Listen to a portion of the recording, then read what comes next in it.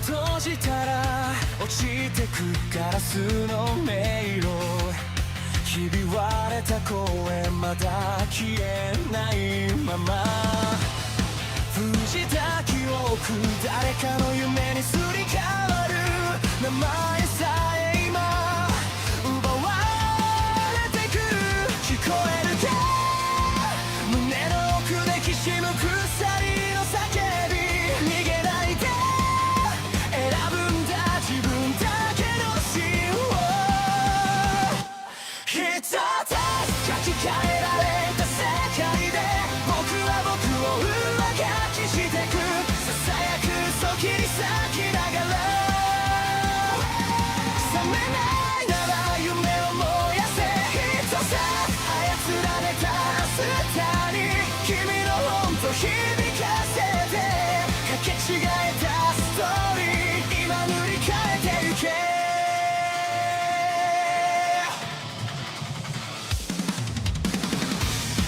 黒いタイピン運命にコードが刺さる、笑うシステム感情を食らう、震えた指でログアウト先を探してる、でも君の手が確かにここにある、忘れるな偽物でも選ぶ痛みはリアル、奪えない願いだけが最後のパスワード、一つ書き換えられた世界で僕は僕を上書きしてく、ささやく嘘切り裂きながら覚めないなら夢を燃やせ、一つ操られた明日に君の本と響かせて、かけ違えたストーリー今塗り替えてゆけ、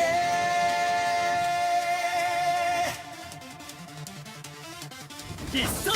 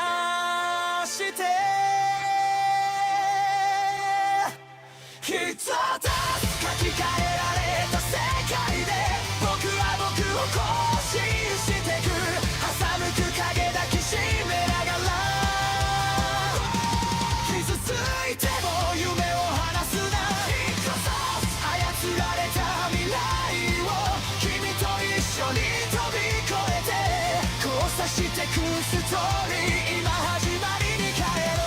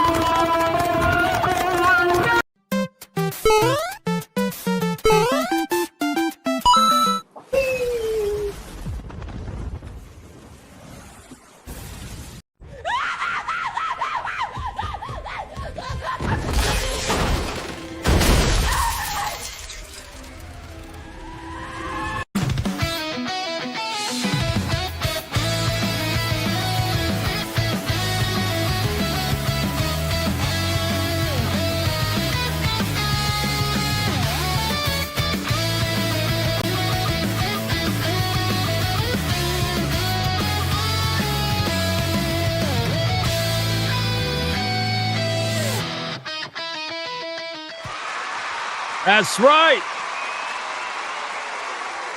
That's right. That's right. Welcome, everybody, to another episode of Hypnocast. We are live, boys. We are live. We are live. We are live. We're going to dive down the rabbit hole that is known as the internet. But before we do that, boys, bring it in, man. Listen, you got to get in close. Listen, guys, listen. Listen, are you listening? Guys, Wednesday.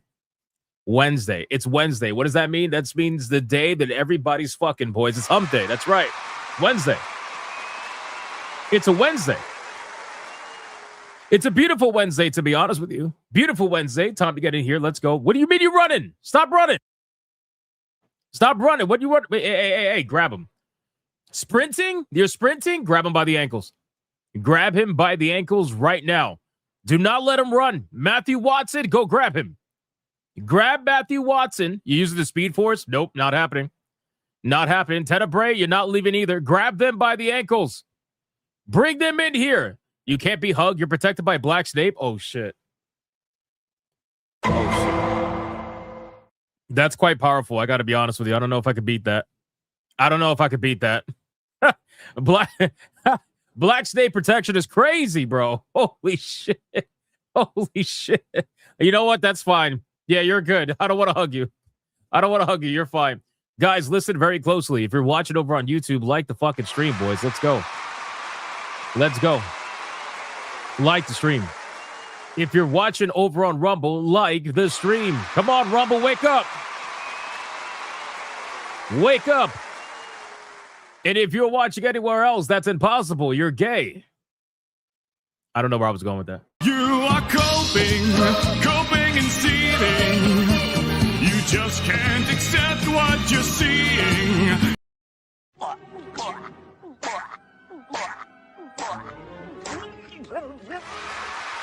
Who likes the stream? Don't let it happen to you. Guys, can I get a mic check, please? Mic check, titty check, balls check. What are we checking? What are we checking today, guys? Oh, my God. I got to be honest with you, man. Oh, boy. Listen, we just reacted to Blood of the Dawnwalker yesterday. We just reacted to Blood of the Dawnwalker yesterday. And I said that the game looked a little janky. You know, little Euro janky. Right? Like, it just didn't look like it was running optimally. Well, lo and behold, I didn't realize that they released the PC specs for the game. And holy shit, ladies and gentlemen. Holy shit, ladies and gentlemen. I honestly cannot believe we live in a world where there's somebody trying to tell you that you need a 5090 graphics card in order to do 4K 60 FPS in a video game. I mean, holy shit. Holy shit. I'm blown away, guys. I am blown away. Brother, you need a 5090 graphics card to do 4K 60 in a game that looks like it came out 5 to 10 years ago? What the fuck are we doing?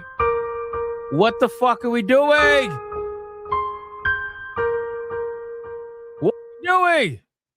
Oh man, yeah. But I don't even think Borderlands did that, Adam. I don't even think. Anyway, we're gonna talk about it, boys, because man, like the title says for this stream, they can't keep getting away with this shit, brother. They can't keep getting away with this. This lack of fucking optimization in video games, bro. Anyway, it is what it is. All right, boys. What else are we checking, man? Let me look at the chat. Where is Sonia? She's gooning. Sonia's gooning.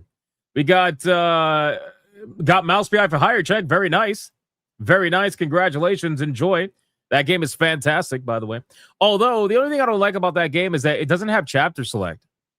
Like, you can't go back to previous chapters and like complete achievements. So you got to play through the whole fucking game again. That's a little bit annoying. But other than that, it's a good game. We got YouTube giving me issues. Not yet. Not yet, but I'm sure they're right around the corner. We got 60 PC check. Damn. Not bad. Not bad. We got Monday number 3. Why is this Monday number? No, it's not. It's not Monday number 3. Can you stop lying, please? Thank you. We got RX 7700 XT check from a kicking Danitz. What else we got, man? We got Hail Bigot Army check. What's going on, Kurakami? We got, let me scroll down. Must be built on the Crysis engine. No, if it was built on Cry engine, it would run infinitely better. Infinitely better. I got massive eye boogers. Do you want to eat them? We got Blunt double check. We got Mom's going see now check. Oh, no. Oh, no, not Mom. Not Mom. No. Mom, don't do it. We got Bounty Wolf saying, sup? What's going on, dude? We got Hassan is seething at Chew on head check. Yeah, I don't even know what the fuck that's about. Who is in gooning check? That's true. Omega Phoenix trailer check. Still on 1066 gigs of damn VRAM check. Holy shit. Wednesday equals third Monday. No, it doesn't. Stop lying. Stop fucking lying. Third Monday. Let's fucking go. No. Stop it. Stop it. Save PlayStation Hypnotic check. I don't want to. I don't want to. Tuesday number 2. I'd rather have that. Dinner just arrived. Very nice. All right, guys. Listen, ESG scores are at their maximum. We're fully funded, man. Like the stream. Let's go. Let's go. Let's go. Let's go. Let's go. Let's do the Bigot Army roll call. Let's see who is in his chat right now hanging out with us on this glorious, glorious Wednesday, ladies and gentlemen. It's a glorious Wednesday. See, Bruce says slow mode in chat is weird.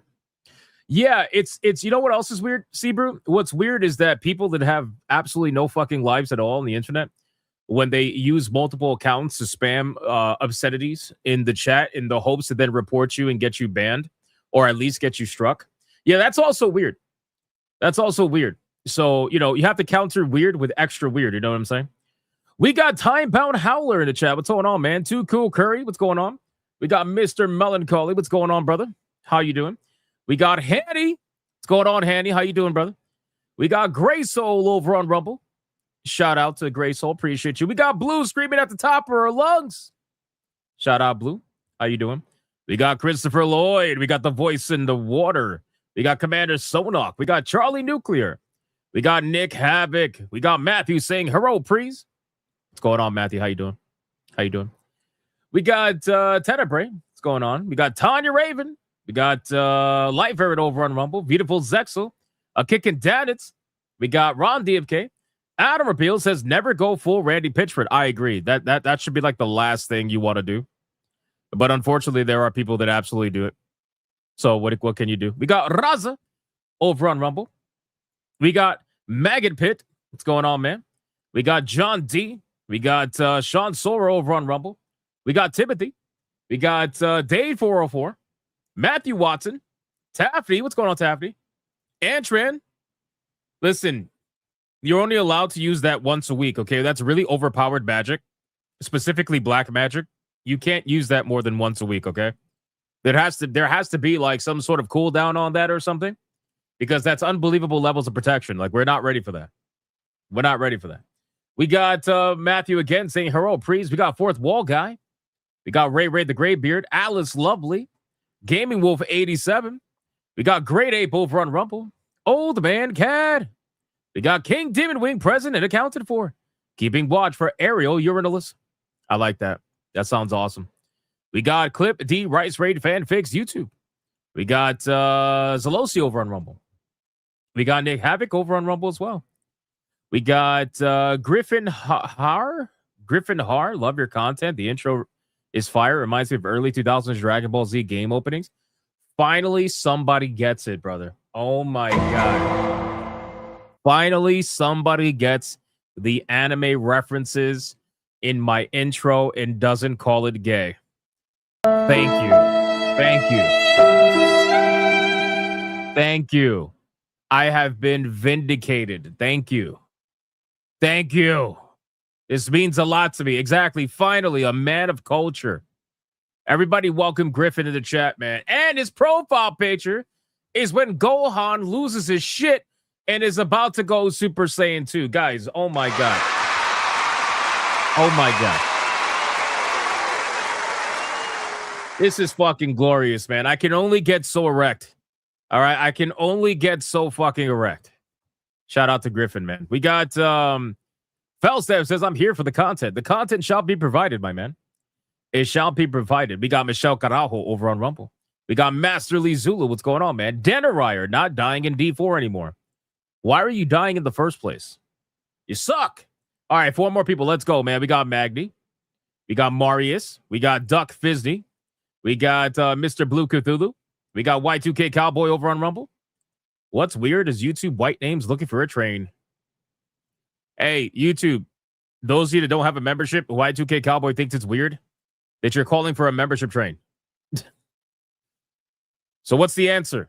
Make it green. We got, who else? Joker, JK. What's going on, brother? Darkwind, 25. And last but not least, we got, let's see, let me think. Let me scroll down. We got Luna Corgimon. We got Raging Wolf. Yes, Justice for Cineveer, man. She got demonetized under the same gay. Actually, we're talking about that today, so I'll save it for the topic. We're talking about it, though. Who else is here, man? Let me see. Stephen McGregor, what's going on, dude? What's going on? And we got Christian Schopel. Schopel? I have no idea. Panthera doesn't know if he's here or not. Panthera, figure it out. And we got Dragon Defender. What's going on, brother? All right, boys, listen, I called out as many people as I possibly could, man. Let's sacrifice your fellow Bigot Army member, and let's see who is going to get this fantastic bunny shop. But before we do, guys, we are officially in the next round of the One Piece Waifu Battle Tournament.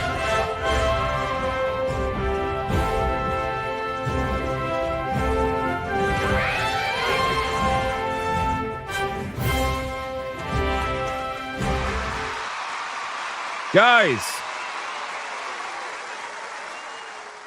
we are officially in the next round of the One Piece Waifu Battle Tournament. The first bracket is complete, which means today we got some major hitters. Both of these women were major upset wins in their own particular bracket in the first round, and now they're going up against each other. We got Perona versus Raiju Vinsmoke, ladies and gentlemen. That's right.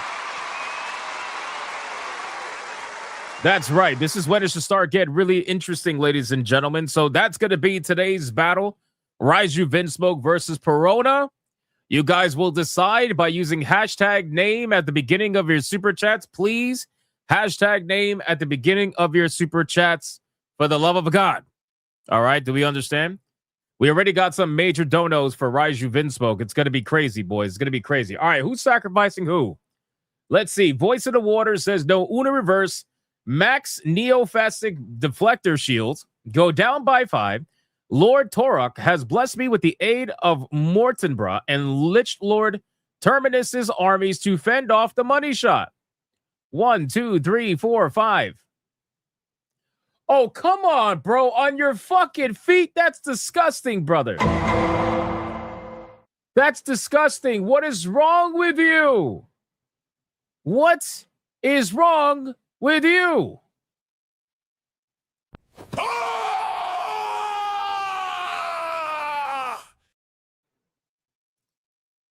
Brother, I can't believe this shit, man. I can't believe this shit, bro. On your feet? On your feet. What are you, Kata? That's disgusting. Congratulations, Matthew. You are the recipients of the money shot today. This is disgusting.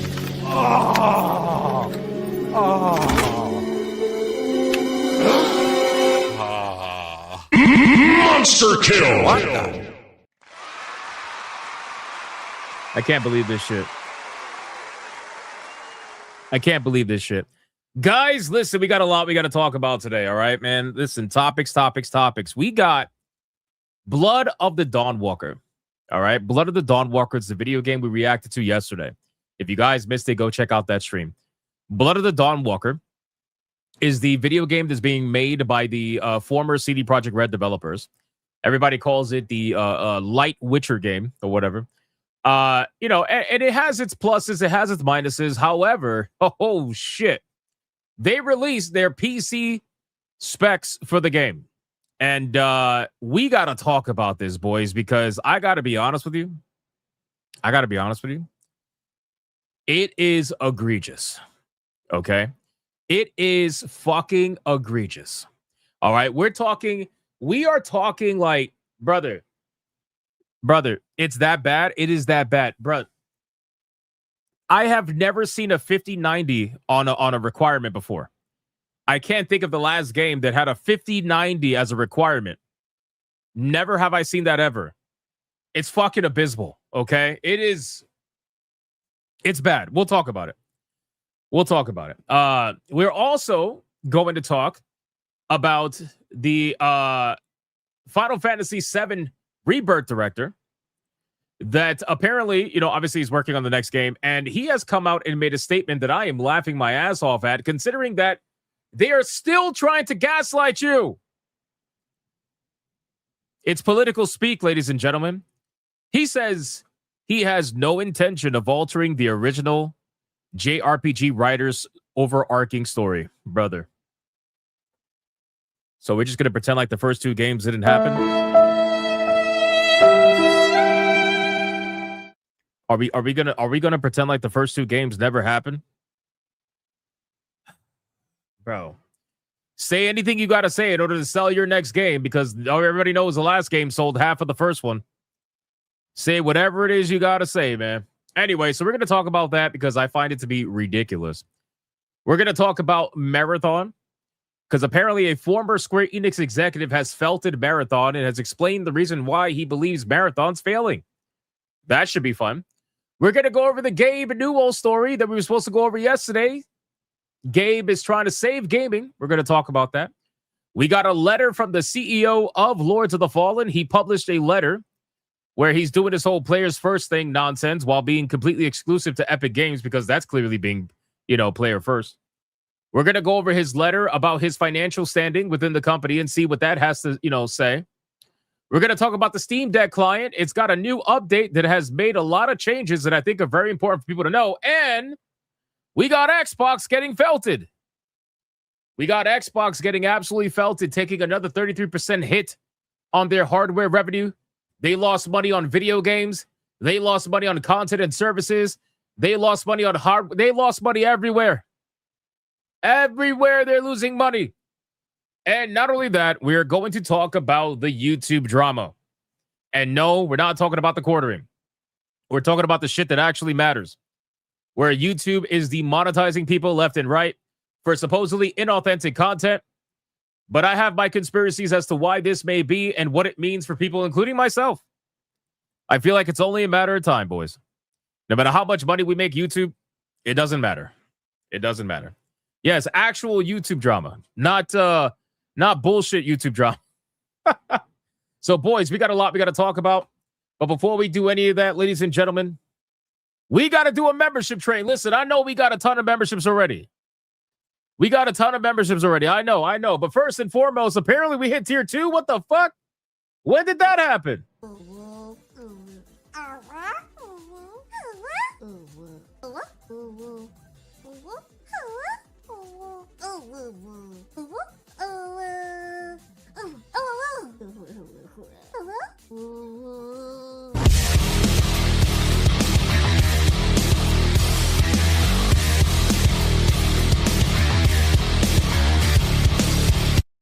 What the fuck? Brother, we hit tier 2 already. I'm going to assume it was the $100 Red Boy Hyperbanger that's over on Rumble as well. I have it saved. I got to go through all of it. Man, you guys are insane. We just started. Do people like Wednesday that much? Do people like Wednesday that much? Holy shit, boys. Listen, get on the train. Get on the train. We're going to have a wild night today. It's going to be a good night, boys. Fuck this YouTube shit and all this nonsense going on. We're not going to let it drag us down. Get on the fucking train. Train emojis in the chat.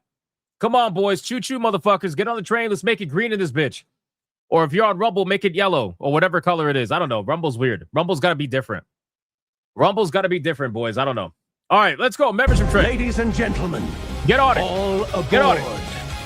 The membership train. Lights up, first spark, first flame, name after name, rushing down the frame.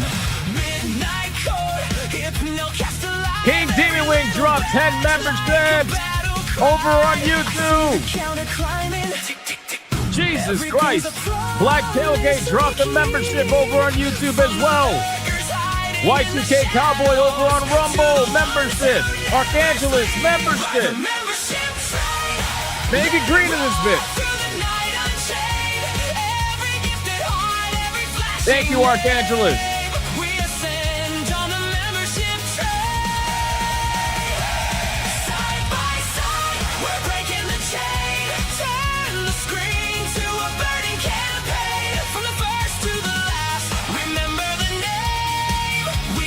Yes, we know Rumble's different. Membership train. Damn, boys. Not bad. Not bad, ladies and gentlemen. Not bad. A kicking down that snuck one in at the last second. Look at that guy, man. Look at that guy. Thank you so much, Kicking Danitz. All right, we're going to go over everything, boys. Pre-stream legends. And then we're going to get into the content. But listen, man. Listen, can we talk about this? Can we talk about this? Boys. King Demon Wing. At the beginning of the fucking stream, bro. At the beginning of the stream. King Demon Wing. What a crazy bastard. This man dropped not 10, not 20. 50 fucking memberships. At the beginning of the stream. Never gonna give you up, never gonna let you down, never gonna run around and desert you, never gonna make you cry, never gonna say goodbye, never gonna tell a lie and hurt you. And considering that is the first one of the stream, I know it's a 50. You already know. Oh man, can't stop it. He already said what clips he wants, you damn grifter. You already know what that means.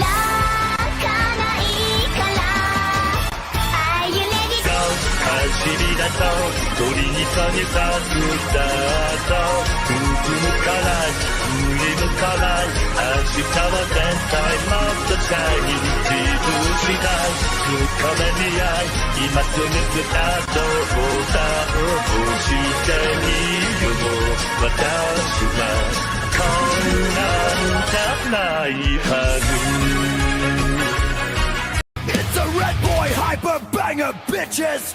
Let's bring the ladies in!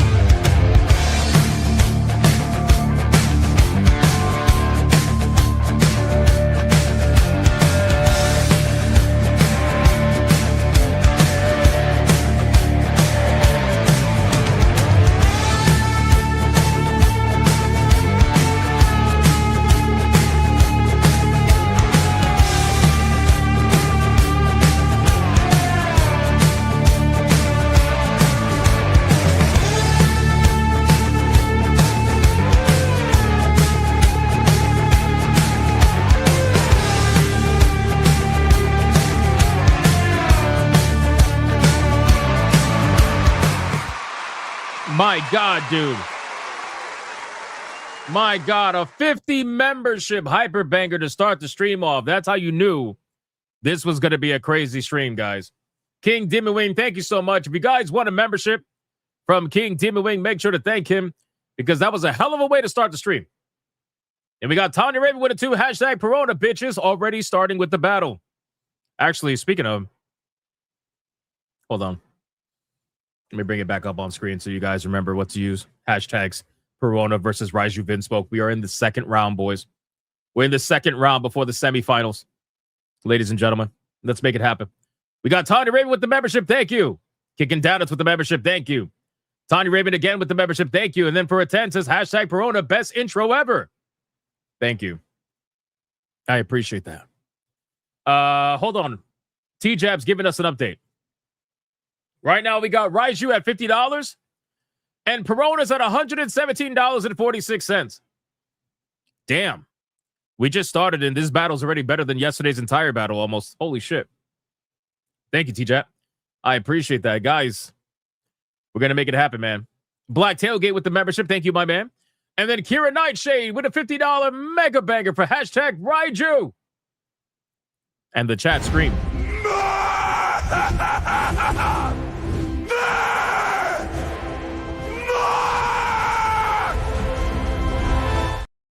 Shout out to Kira Nightshade. Is Kira going to try to do another round? Another upset? I don't know. We'll see. We'll see what Kira Nightshade decides to do. But thank you so much for the 50. I appreciate that, my man. Thank you so much.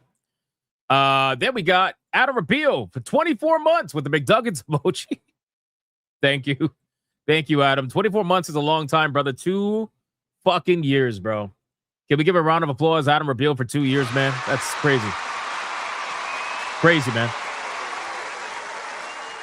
I appreciate that. Thank you. We got Gray Soul with a 2, hashtag Perona. Also, Spell Brigade 1.0 is out. Time to grind. Very nice. Very nice. Thank you, Gray Soul. And then Tanya Raven with the 5 membership banger in the chat screen.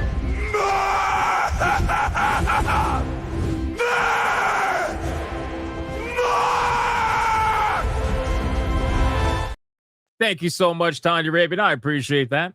And then we got James Up dropping a 10 membership mega banger. Got it.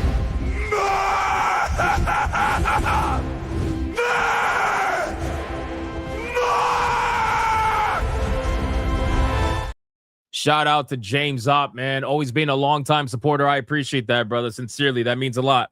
Thank you, my man. Kicking Dan, it's kicking you in the balls with 1 membership. Thank you, sir.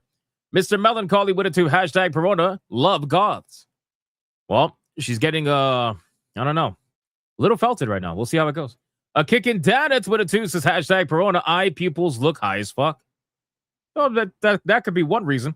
Black Tailgate with the membership. Thank you, my man. And then King Demon Wing with the 10 membership. Meg, damn, man. He went a game.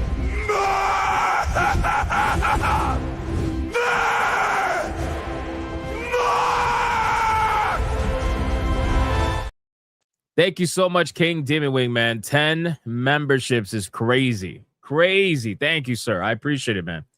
Archangelus with the membership. Thank you so much. I appreciate that. A kicking down it with another shot to the nuts. 1 membership. Thank you, sir. I appreciate that. And then Glockwire with a 5 says both Sony and 2K with their DRM just said a big FU to military personnel that go on deployment. You can't hook up to the ship's LAN at all or sell. You know, I didn't even think about that. That's crazy shit. I think that's going to affect more so the 2K players than it is going to be PlayStation, because PlayStation said that it'll give you a permanent. Well, we actually got the PlayStation response today, so we're going to go over that today. They finally responded. PlayStation actually said something. Finally, after I was yelling at them yesterday to say something. So we'll talk about it. Youper with the membership. Thank you, sir. I appreciate that. And then last but not least on YouTube, Hypno's Dog with a 2 for hashtag Perona. She could feel my heart anytime. I'm sure she would. Thank you, sir. All right, boys, let's go with a Rumble, man. What the hell is going on over at Rumble? Let's find out. Let's bring up the chat. Let's bring up the chat for Rumble. Rumble, what do we got, man? Sean Sora with a 2. One out of two. Hail Hypnotic. I was gonna call PlayStation this morning in regard to the DRM timer. Unfortunately, I had dental. So by the time my mom and I got back, it was past 6. Well, they already responded, so it doesn't matter. Technically. Y2K Cowboy with the membership. Thank you, sir. I appreciate that. Sean Sora with a 2 for 2 out of 2 says, but the bright side, I was able to get some games from a local game store, Jacksonville, Florida. I got Ninja Ace, Combat 5, Medal of Honor, Frontline Pac-Man, Rally, and MK Deadly Alliance. Nice. And Prince of Persia, too. Holy shit, that's some good games. That's some good games, man. Shout out to Sean Sora. I appreciate that, brother. That's awesome. That's awesome. But yeah, PlayStation responded. So even though you didn't get to call, they already basically confirmed everything. So it's fine. Sean Sora with $1. When I got home, I got a text from my nephew saying PlayStation made it. Oh, there it is. Official response to the DRM 30-day timer. Still got a call to make sure. All right, that's fair enough. Fair enough. And then Sean Sora dropping 5 memberships. God damn, bro. Sean, what are we doing? Sean, what are we doing? And the chat screen.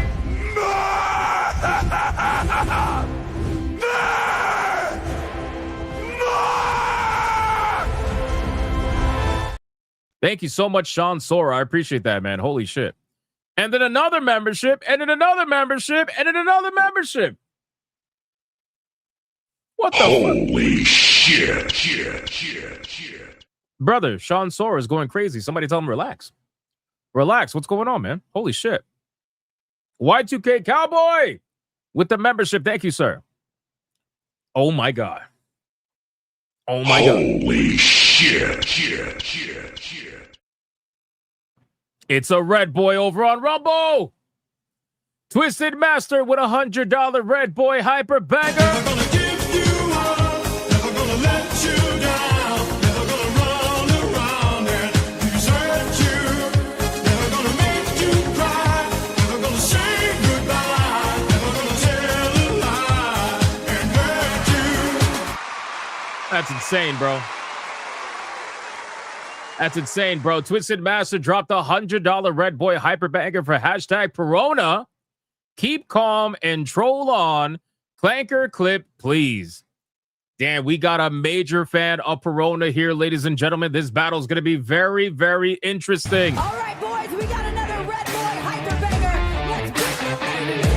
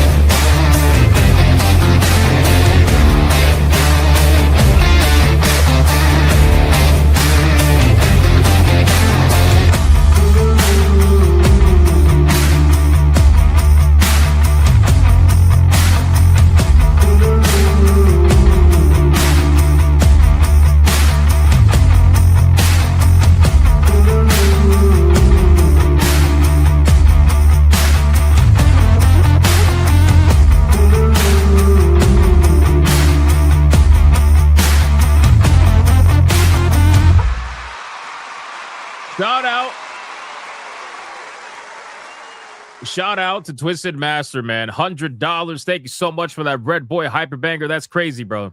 I appreciate that. Making the battle real interesting right now. Sean Sora with $1. Which is better, pie versus cake? I prefer pie. I prefer cake. Sorry.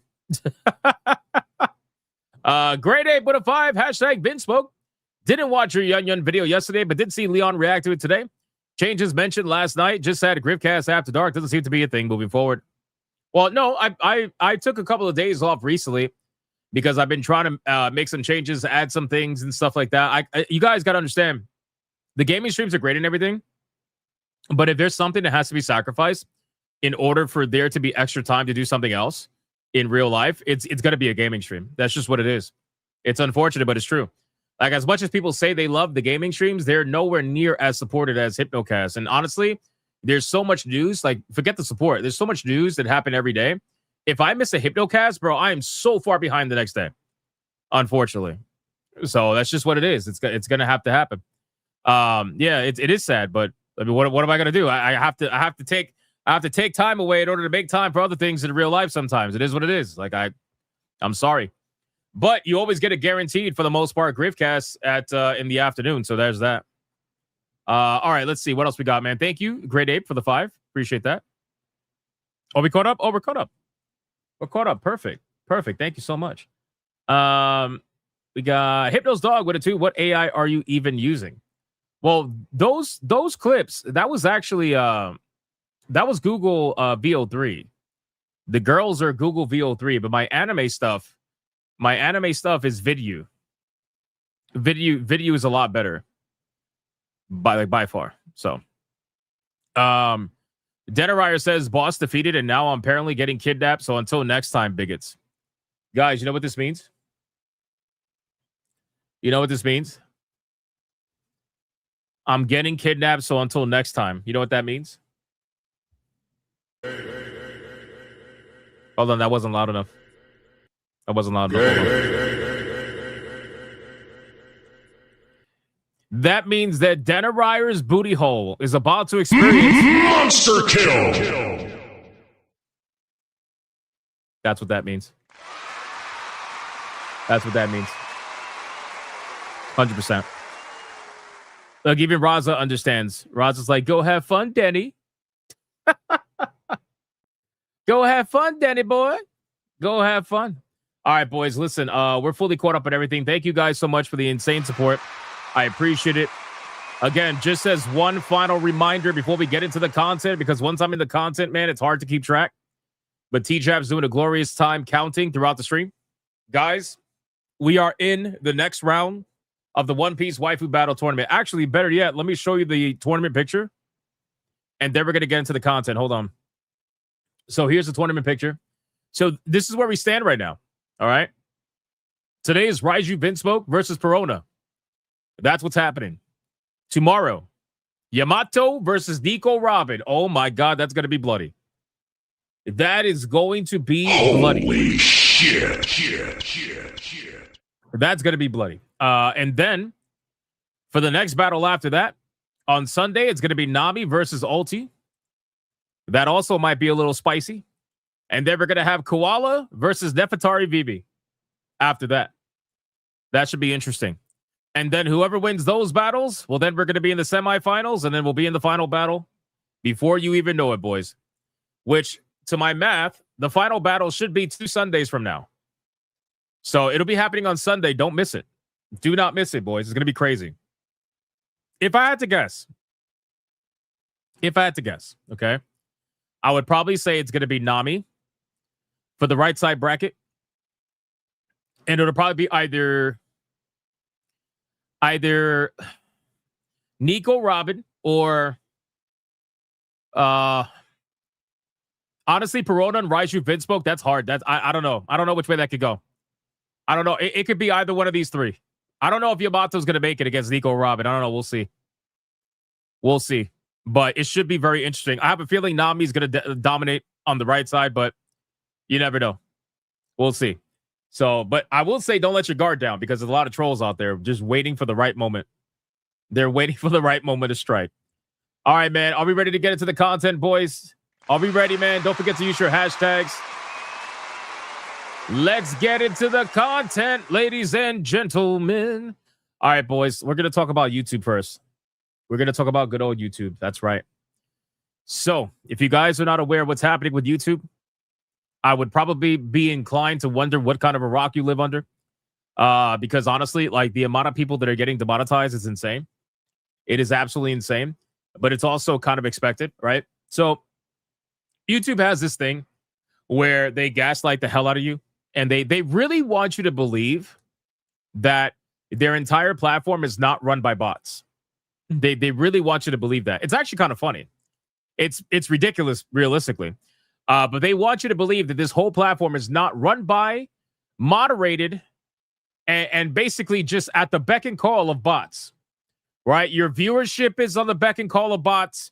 Your fucking your monetization is at the beck and call of bots. Whether or not you actually can even stay on the platform is at the beck and call of bots. All of it is bots, right? The whole freaking thing is ran by AI, but they don't want you to believe that. That's why they go above and beyond to have their AI try to talk like humans, but what they don't realize is their AI doesn't talk like humans. It's so obviously fake. So here's what's happening. YouTube is demonetizing a bunch of creators, and I mean like a metric fuck ton of creators, okay? There are so many people out there that are getting demonetized for the supposed inauthentic content. That's the new thing now. That's a new thing. Inauthentic content is the new thing, okay? So what does that mean? Well, it doesn't mean a fucking thing, as you're about to find out, okay? So I found this post from somebody called Darkness Prevails, all right?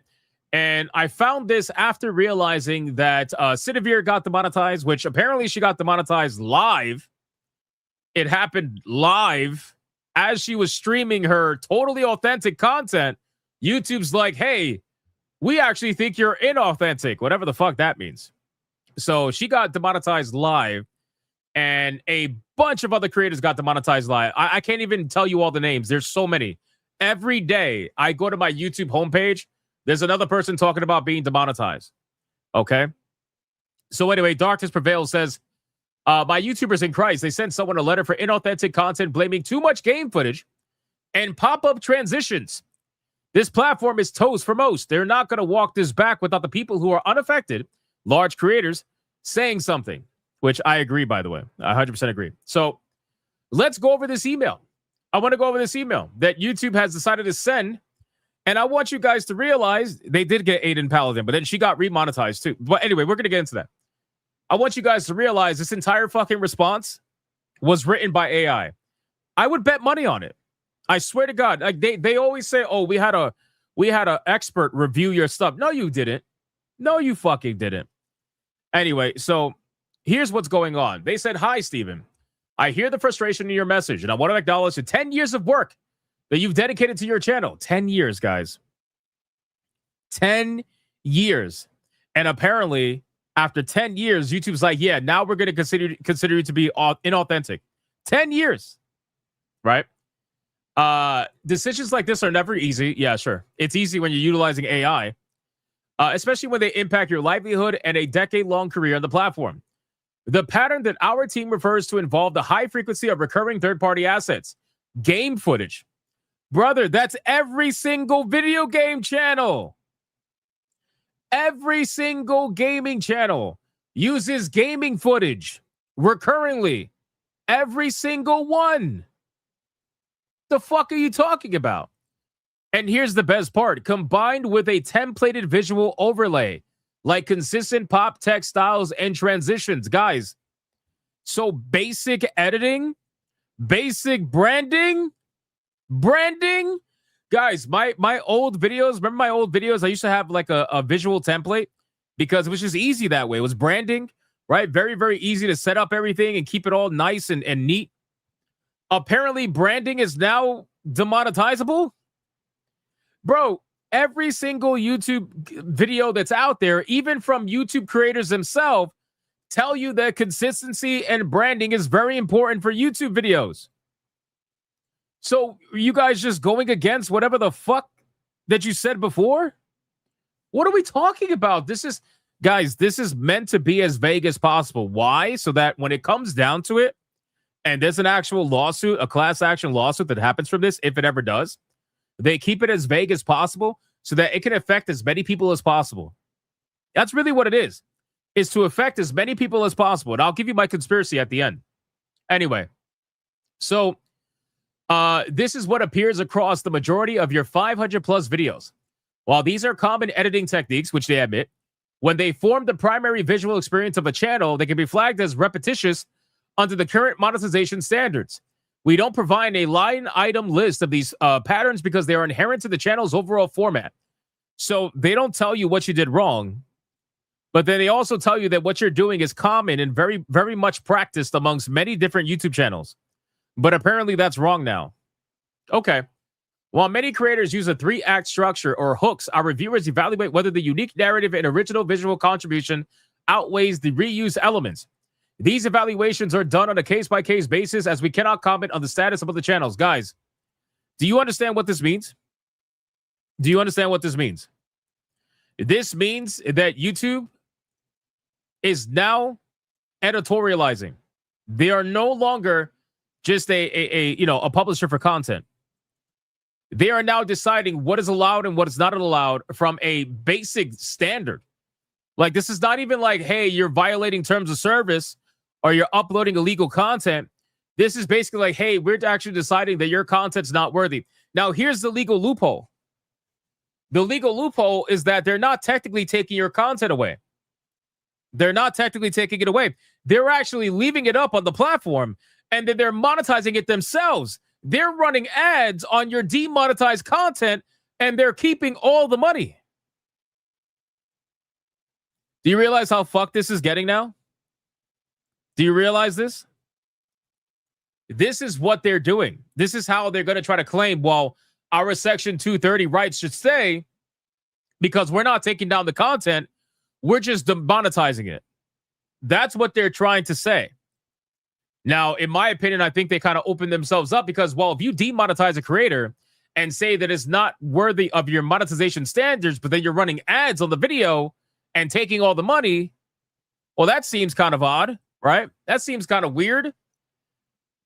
Now, again, I have my conspiracies about this, which we'll talk about in a second, but let's continue. So I must reiterate that your channel has already undergone a manual review by a specialist. Notice how they don't claim that it's a human. Again, it's all about protecting yourself legally. They don't claim that it was reviewed by a specialist human. They just claimed that it was manually reviewed by a specialist. That's all they're claiming. At this stage, we have exhausted the official internal escalation paths for this specific appeal. I understand this feels inconsistent compared to stories you may see online, but we must follow the protocol established for our official support channels. Since your channel was suspended from the YouTube Partner Program before the 17th of the month, your previous month's revenue will not be injected. If your channel suspension is successfully appealed and your channel is remonetized before the end of next month, this month and next month's earnings are injected in the third month following the suspension. If your channel does not successfully appeal before the 16th of the next month, next month's earnings are not injected. And then the best part, we truly value the time you spent on YouTube. Yeah, 10 years, guys. They value 10 years of your dedication to the platform by taking away your livelihood completely. That's really good. If this is you guys valuing me, I don't want your value. I don't want your value. While I cannot offer a different outcome for this review, I hope this provides the clarity that you need to decide your next steps for your channel and your community. Wow. Okay. So anyway, so clearly what that means is that they're not going to pay him. They're not going to pay him the money that he earned during his monetization, and they're going to withhold it. And then when they eventually deny his appeal, which they're going to, then they're going to keep all the money. That's what they're going to do, right? So here's what I really think is happening, okay? And this is my own conspiracy. I think there's a couple of things happening here because I noticed some things, right? Number one, this is honestly just about them saving as much money as possible. I really believe that. Here's the reason why, right? We all know that YouTube Red subscription has gone up in price, which clearly means they need money, right? They raised the YouTube Red subscriptions, okay? And they also started adding extremely long ads. I think like 3-minute non-skippable ads every now and then to some videos. And the reason they do that is because they want to encourage you to subscribe to YouTube Red. That's why they do that. And if you don't subscribe, well, at least they got you for the 3-minute ad and they make money there anyway. That's number one. I think it's all about money. Number two, I feel like they're trying to do, and I said this on Griffcast. Have you guys ever read the stories about these restaurants that would charge you false tax? Like, let's say the tax is supposed to be, I don't know, $10 or something. I don't know, something like that. They'll charge you false tax or whatever, or like you'll see like if you buy a product and they charge you false tax, it's supposed to be $10 and they actually charge you, I don't know, 15. They do that to multiple customers. Think about all the customers that never caught it versus the one customer that did it. Right? I kind of feel like YouTube's applying the same strategy. They're mass demonetizing people to keep an ungodly amount of money. And even if, let's say, 5% out of those 100% of people demonetized end up getting their monetization back because they made a big enough stink, it went viral on Twitter, whatever. If they do that, they still get to keep 95%. Right? So think about, for every one creator that gets their monetization back, There's like 1,000 people that don't. And all the money those channels earned now get to be kept by YouTube. So they don't really give a fuck about giving the money back to the 5% that, make a big enough stink online, or maybe they're a big enough creator, right? Maybe they have some certain levels of protections or whatever the case may be. They're they don't care about that. They don't care about that. They get to keep everything else. That's my mindset on this. Also, I noticed something. I noticed that if you guys really look, it seems like a lot of people that are in the same spheres are getting demonetized, which is interesting, right? If this is truly a mistake, which I don't believe it to be, but if it is, think about this. A lot of people that are getting demonetized are people that are in the same spheres. A lot of the names of people that I'm seeing getting demonetized are people that go on other people's channels quite often and constantly collaborate on live streams and everything like that. Everybody knows on a live stream, there's not much going on in the sense of visual differentiation. Like everybody's in their own little boxes and stuff like that, right? So I think what's happening here, if this is truly a mistake, it's in my conspiracy that perhaps the YouTube AI is looking at all these creators that are collaborating amongst each other in the same circles, and they're viewing it as mass-produced content. They're viewing it as the same content on multiple channels being mass-produced. You get what I'm saying? That's what I see anyway. Because I'm noticing that a lot of the people that are getting hit are people that collaborate often with each other. So again, that's my conspiracy. Can't prove it. But if we're really going to believe that this is somehow a mistake, then I got to be real with you. It just seems like that's kind of the way that it's going. So I don't know, man. This situation, like I said, Cinevere got demonetized. Hopefully she gets it back. But she is one amongst others that it's just insane. And look, this is really what it's about, right? So Geeky Sparkle says, while demonetization is happening right and left, this stuff is rolling out. What is this stuff? Well, apparently, Terry Crews is going to host a YouTube series exploring Cadillac F1 team and racing culture. Wow. Because that's what people want. That's what people want, ladies and gentlemen. Yep.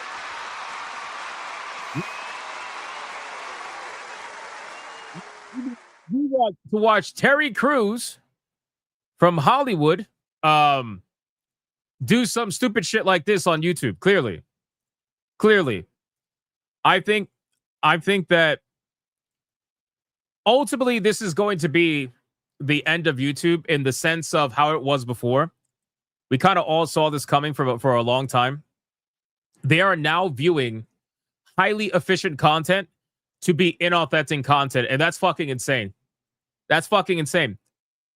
If you guys think about it, if you guys work very hard to be very efficient at your schedule, very efficient in your editing, creating a template that allows you to be consistent across all your videos, and making it efficient so that your editing time goes less and less and less so you can have more free time for yourself. Imagine the more you become efficient, the more fucked you're going to be from YouTube. Imagine that. Imagine that, boys. Imagine working on your art, getting all these graphics and shit, only for YouTube to say, well, you're using that too often in too many videos, so you're inauthentic and we're demonetizing you. What the fuck is this, boy? Like, what is this? So, in any case, it's hit a lot of people that I personally know. Some like even Drunk 3PO. Brother, think about this. They demonetized Drunk 3PO for inauthentic content. That man is as authentic as they come. What the fuck are you talking about? And it's because what's happening is that he mostly live streams, so there's not much variation in the content. It's just him talking and looking at topics and talking about certain things. But according to YouTube, that's not allowed anymore. Right? None of that's allowed anymore. Now, the reason why I believe this to not be truly what's supposed to happen is because a lot of the people that I've seen appeal, the bigger they are, the more likely they get their monetization back. And some people are getting their monetization back without even appealing. So clearly this is not supposed to be happening, but YouTube's going to be like, oh, well, if we don't say anything, we get to keep 95% of the money. So don't say nothing. You know, keep it quiet. You know what I mean? Keep it quiet. That's what they're going to try to do. You know? So anyway, I think that this platform is being ran by one of the worst AIs that I've I've ever seen. YouTube's AI, 5-10 years ago was infinitely better than YouTube's AI today, which I don't know how that's possible considering the technology advancements that we've had in AI, but apparently it's possible. Apparently and it's been going down the drain for probably like a year and a half, 2 years now. It's fucking insane. This is what they plan to do. This is what they want to do. And if they get caught bad enough, then they'll be like, whoopsie daisy, give you your monetization, and then you'll be about your day. That's essentially what it is. So, shout out to the creators that are getting demonetized. I retweeted Cinevere's post. Hopefully she gets the attention from Team YouTube. As I see these things, I'm retweeting them, but it's really fucked up. It's really fucked up. So Raza says Kick has a better dono split. By the way, I was checking for Cindy. Yeah, but the thing is, you would have to have your entire audience move over there, and the chances of that happening has been provably false. Like it's very, very, it's not gonna happen the way that you would like it to, right? Like when I was temporarily banned on YouTube, only about 10% of my audience moved over to Rumble. Only about 10%. Now we still managed to get our tiers, and the support was there for the most part. It was hard, but the support was there and everything. Don't get me wrong, but you could clearly see it was like barely hanging on. It was barely hanging on. The truth is that most people are just too lazy to move over. That's really what it is. And YouTube is the prime platform. As much as people want to hate on it, they want to talk shit on it. At the end of the day, the viewership is at its maximum on YouTube. Like you're going to reach your biggest audience on YouTube. Unless you're trying to join the streamer culture, then you would go to Twitch or Kick for that. But if you're not trying to join streamer culture, like your fucking Hassans and all that, if you're not trying to join that, or your iShow speeds, then you would go to YouTube. So that's basically what it is, man. That's basically what it is. So in any case, all I could say is just keep an eye, right? Keep an eye out. For the people that you watch. Again, not just me. Keep an eye out, and pay attention to Twitter pages, community posts, things like that. Because when things go down, that's where usually you get updated. And the amount of people, it was ungodly. The amount of people that really thought that I took a week break and didn't say anything was crazy. It was crazy. I got banned for a week, and then I came back, and they were like, "Hey, where'd you go? Did you take a vacation?" I was wondering where you were. Crazy, bro. And that's got to be the worst feeling for a creator. To know that no matter what, you can't even inform your entire audience that something happened. You can't even do it. YouTube ensures that it cannot happen. So, in any case, that's basically it for the YouTube story. It's fucking stupid, but honestly, I cannot pretend to be surprised because it's YouTube, right? At the end of the day. Kratos with a 2 says, "Hi, human here." Brother, that's exactly, it's so funny, man. I'm glad you said that because that was YouTube's response. When I had to reach out to YouTube creators, I was like, "Hey, can you get a human to review this?" And then YouTube creators bot on Twitter was like, "Hi, human here." I'm like, bro, there's no human that talks like, no human says, "Hi, human here." It's like it was one of the worst fucking program bots that I've ever seen in my life. It's crazy. Hello there, fellow human. Crazy, man. Benjamin with a 5. My theory, Hollywood is coming to YouTube. And part of it, they want to encourage Hollywood critics to leave without censorship and save a lot of money. Maybe. But the thing is, the biggest channels that actually affect, I guess you could say, Hollywood in that manner are just unremovable, right? Like for the most, like they're not. Hey, Slavery Game, thanks for the raid, brother, over on Rumble. I just saw that. Thank you, sir. They're not going to remove Critical Drinker, right? They're not going to remove Nerdrotic, right? They're not going to remove, some of the bigger gaming channels. They're definitely not removing Asmongold because he's got too much money and too many lawyers. And I'm pretty sure Asmongold is whitelisted on YouTube. I'm almost positive. They're not going to remove like Legendary Drops, like all these huge fucking channels. They're not going to remove it. So they're hoping that they could just mass remove and keep the money from the smaller creators that nobody's fighting for. That's really what it is. So in any case, you're going to name your channel Human Here. Bro, I should name my new video channel Human Videos. I should do it. I should do it. If they make money, they will not remove them. I mean, that's also another thing too. That's another thing too, right? Because I noticed that the channels that are in this sphere, but that make a ton of money, are unaffected right now. I noticed that.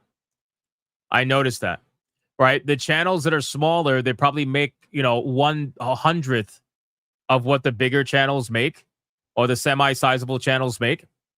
They're the ones that are getting hit, ironically. But the bigger channels that bring in a lot of money, they're not really, like, as of right now, they're not getting hit. So, I don't know. We'll see. All right. Let me, you think YouTube cares about anything?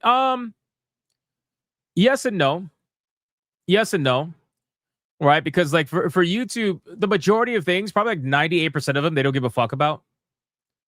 Right? But there's that 2%.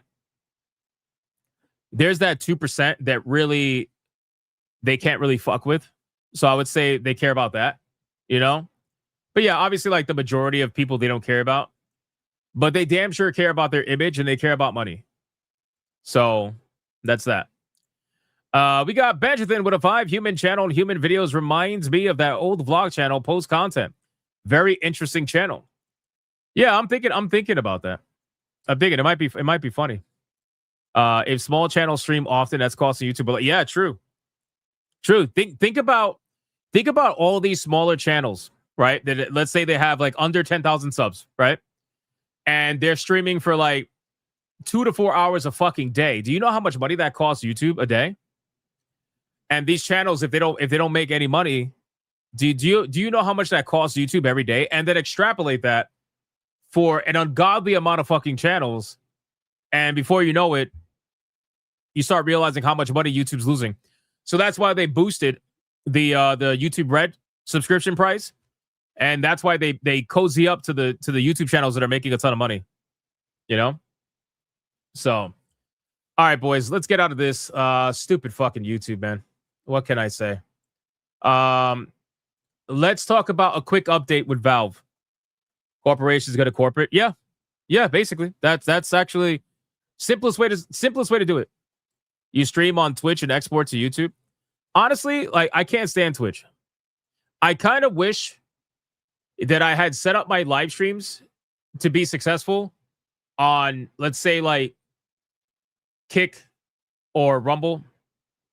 Even though, to be fair, I've been trying Rumble since 2022. Like, I was one of the first people to actually stream on Rumble in this sphere. But the reason why is because I kind of would love to do what Asmongold does, which is you stream off platform, super successful stream, right? Stream off platform, and then clip all of it and turn it into a YouTube channel. Turn it into a YouTube channel that basically runs itself. I think that would be amazing. I kind of do that, but I do that with my gaming channel, where that has my clips, and that channel's doing amazing. So go figure, right?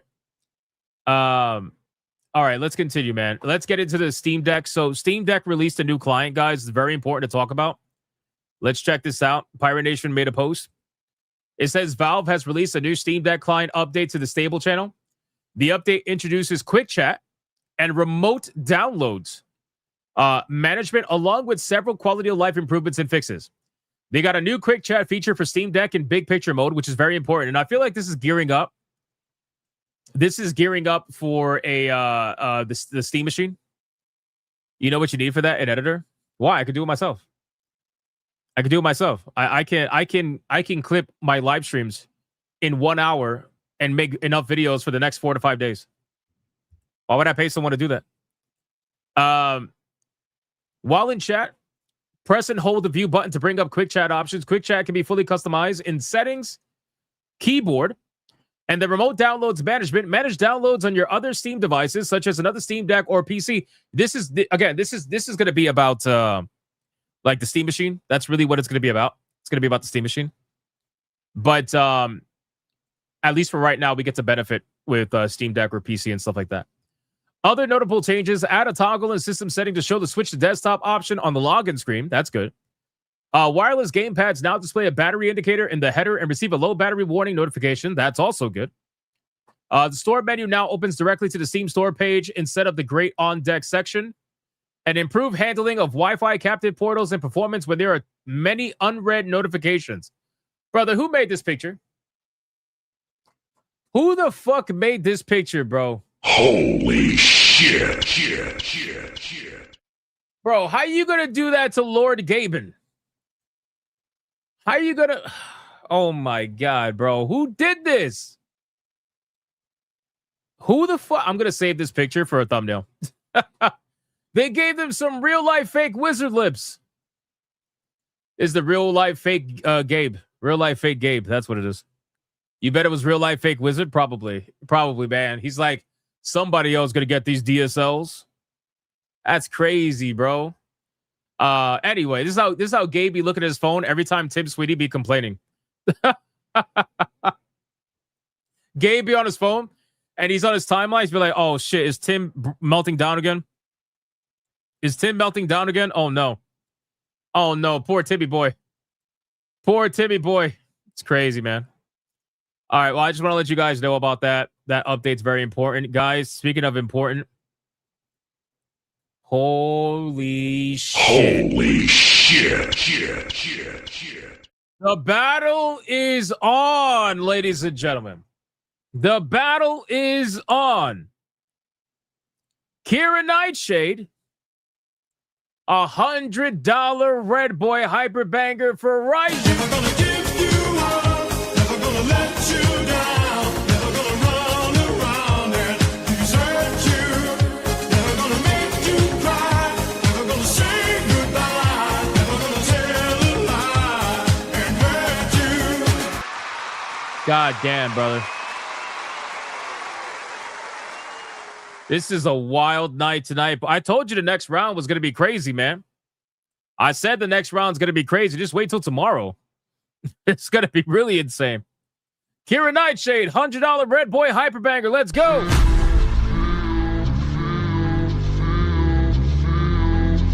All right, this is the last one. This is the last one.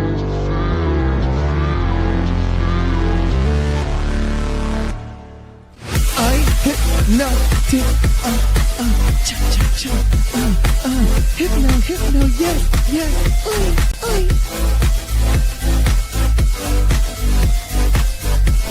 big strong beefy man.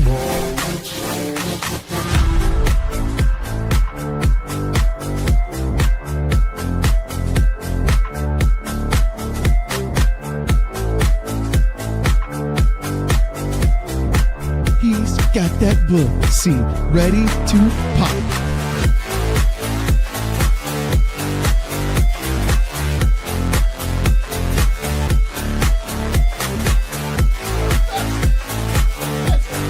This man said perfection, brother. You gay as hell, boy. You're gay as hell.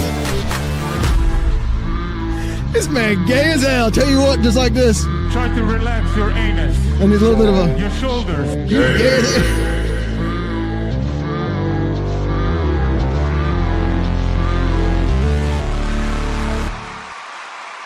Shout out to Kira Nightshade. Thanks so much. I appreciate that, my man. And then a kicking down on Twitter too says my toaster is a steam machine. Fuck Xbox. True. T-Jab, let's get an update, bro. If you could give me an update when you get a free chance for the battle, because it's interesting. It's interesting, guys. Quick update. I'll bring it up on screen so you guys can see it because, man, there are shots being fired today, boys. Hashtag Perona versus hashtag Raju Vinspoke. Let me know who is going to move on into the semifinals. It's a crazy, crazy round right now, boys. Crazy round, man. Let me know. Blue says she loves that clip so much. Why am I not surprised? Why am I not surprised? Kira Nightsage says, I'm trying my best. I doubt I'll win. You never know. You never know. Tony Raven with a 5. Hashtag Perona High. Inhuman here. YouTube will never go away. Rumble is shit at the moment. Stop buffering, damn it. Yeah, I'm not saying YouTube's ever going to go away. I'm not stupid. Like, I know YouTube's not going to go away. I don't want YouTube to go away. I want YouTube to be a better platform for creators like it used to be. That's what I want. right? The whole thing about like YouTube wanted to go away and shit, that's never been what I wanted. But the thing is, people think that if you criticize a platform, then you can't use it. That's not true. You can use it, and you should criticize it when they do bad. TJ says the current battle right now is Raiju at $155 and Perona at $122.46. It's not that far off. It is not that far off. Thank you, TJ. I appreciate that, man. Not that far off, dude. All right, let's see, man. What do we got? Guys, we got a statement from Spiders Games. Remember yesterday we talked about the studio behind Greedfall? Remember? The studio behind Greedfall and Playsteel Rising. Remember that? Well, they finally made a statement because we heard that they closed down, and now they made a statement to their players to explain what is going on, sort of. I mean, not really, but sort of, anyway. So let's talk about it. Spiders Games said the following. Hello, everyone. Hello, humans. First off, we apologize for the silence over the past month. It's been a while. We're going to cut straight to the chase so you're not left wondering. After a long period without clear answers, we have officially received confirmation that Spiders is being liquidated. That's it. It is cooked. It is cooked, ladies and gentlemen. Another one bites the dust, man. Holy shit. It's unbelievable that these studios, they were able to survive for so many years. So many years on video games that weren't really selling that well. You're just able to somehow survive all this money. Where is it coming from? Who knows? But magically, for the last 2 years, they just can't do it anymore. You can't do it anymore. Wonder why that is. Huh. So what does it mean? This means that the company as a whole no longer exists. We'll cease our functions immediately. The planned DLC will release via Nacon, and then, well, that's it. We're sorry for that it comes to this, and we would like to thank each and every one of you for your support over the years. If you have any questions or run into issues with your games, please contact Nacon directly, as we will no longer be able to reply. God damn, bro, they are gone. They are gone. That's it. Just cooked, completely cooked. So, let's see. Let's see. Let's go to SteamDB and let's look at some games. All right, let's look at some games. Let's go to Greedfall. All right, Greedfall didn't do that bad. I mean, it might have, depending on the budget, of course, you know, but 16,345 concurrent players 6.5 years ago. 86 people playing the game right now, 184 24-hour peak. Not terrible, I guess, for a game of this scale, but again, I don't know what their development cost was. Right? And Greedfall, didn't it get a sequel? I said Greedfack.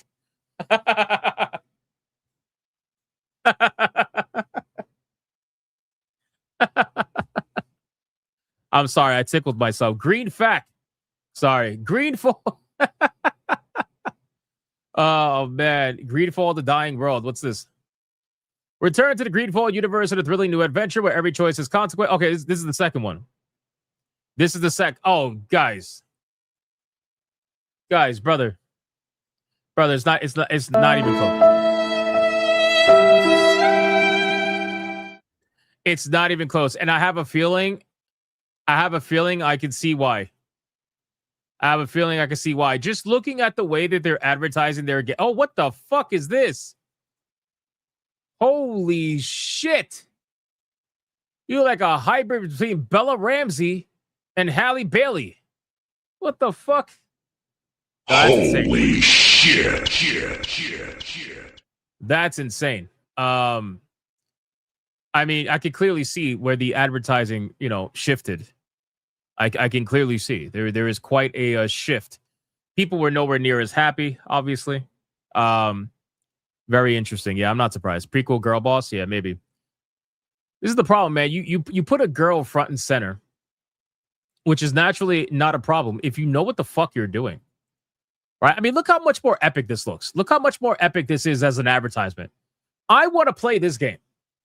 Although, again, to be fair, I did play Greedfall. I didn't like it, just for transparency's sake.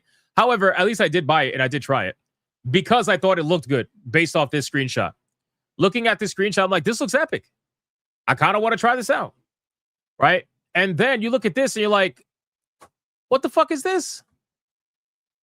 What the fuck is this? This doesn't do anything. This doesn't intrigue me whatsoever. What the fuck is this? They really got to stop this shit. Again, if you're gonna put a chick in it and make it lame, at least don't make your advertisements lame. Like, come on. What are we doing here? I did not play the second one. I'm glad I didn't play the second one because I'm sure it was terrible. It has anti-capitalism and colonizing messaging. Why am I not surprised?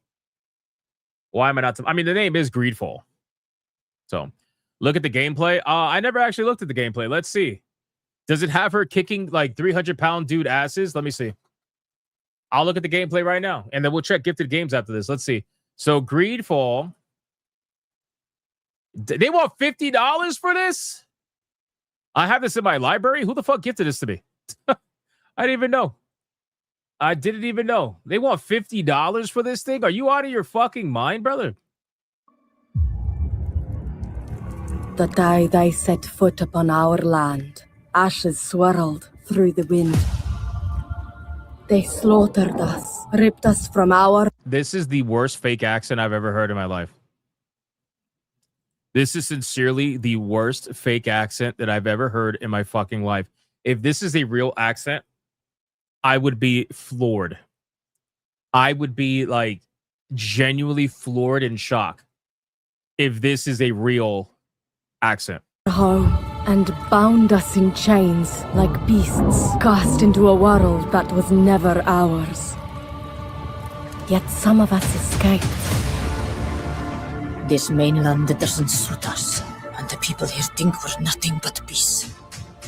They're looking to blame their monstrosities and to provoke a complete war between all nations. Brother, everybody's trying so hard to roll their fucking arr. Arr. They're trying to roll their R so goddamn bad. Relax. You've gone mad. There's a fine line between genius and madness, but rest assured, I'm going to show you the difference. They turned us into experiments, desperate to unravel the source of our power. This research is inhumane. It has... How good are my R's? I mean, they're pretty good, but I don't go out of my way to fucking like I don't go out of my way to do that. You know what I'm saying? Like, that's just being ridiculous. Like, I can understand there's some words that, you know, it calls for it, but these motherfuckers are putting on everything. On literally everything. Even words that probably don't even have R. They're gonna pronounce house as har. It's only one goal, to spread death. Soldiers, show me you're worth more than this scum. Let us put an end to the General's plans. You gave me your love. I die for you. You all know why we're here. I'm not the forgiving type. Now the time has come to take back what was stolen and to break our people's chains forever. Yeah, I'm not gonna lie, this shit looks trash. Looks fairly fucking boring. Fairly boring. Man. Like, I don't know, man. I remember the first game. I remember the first game's trailer and everything. Like, the tone is totally different. You know what? Let's see. Let's see. Let's go to Greedfall. Out of curiosity, let's go to Greedfall. They still want $35 for the first Greedfall. All right, and let's see. Let's see if it's any better from a tonal perspective. Let's see. Or am I just bugging? Let me see. It brings me comfort to know my son I'm is immediately more left on a mission to heal his people. Here, Freddy! I'm immediately more interested. Look at this opener. Burning bodies. You got the fucking plague doctor. Where's the plague doctor? Look, you got the fucking plague doctor, brother. Look at that landscape. I am immediately more interested. This is why I played the first one and I didn't play the second one. No, my son has left on a mission to heal his people. Here, Freddy! Oh! Notice how nobody's forcing the arr. Notice how it's not, you know, that's not happening. Notice how that's not happening. Oi! This journey is his long-awaited chance to prove his worth. We have heard talk from some of your people of a cure that is so powerful that it can heal almost anything. So we are preparing for war. Your cousin, Prince Constantine, and I are to be married. Pull yourself together. These people have turned this place into a site of suffering. Damn, shot her in the back of the head, bro. That's crazy. You see the splatter? You see the splatter? Oh, shit. Yeah, see, I'm immediately more interested. I'm sorry. I'm immediately more interested.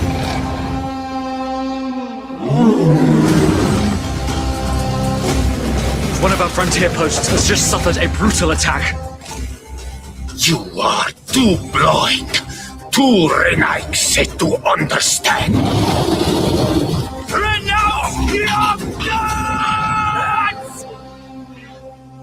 Yeah. You carry in your hands. It's so crazy. This trailer makes me want to play the game again.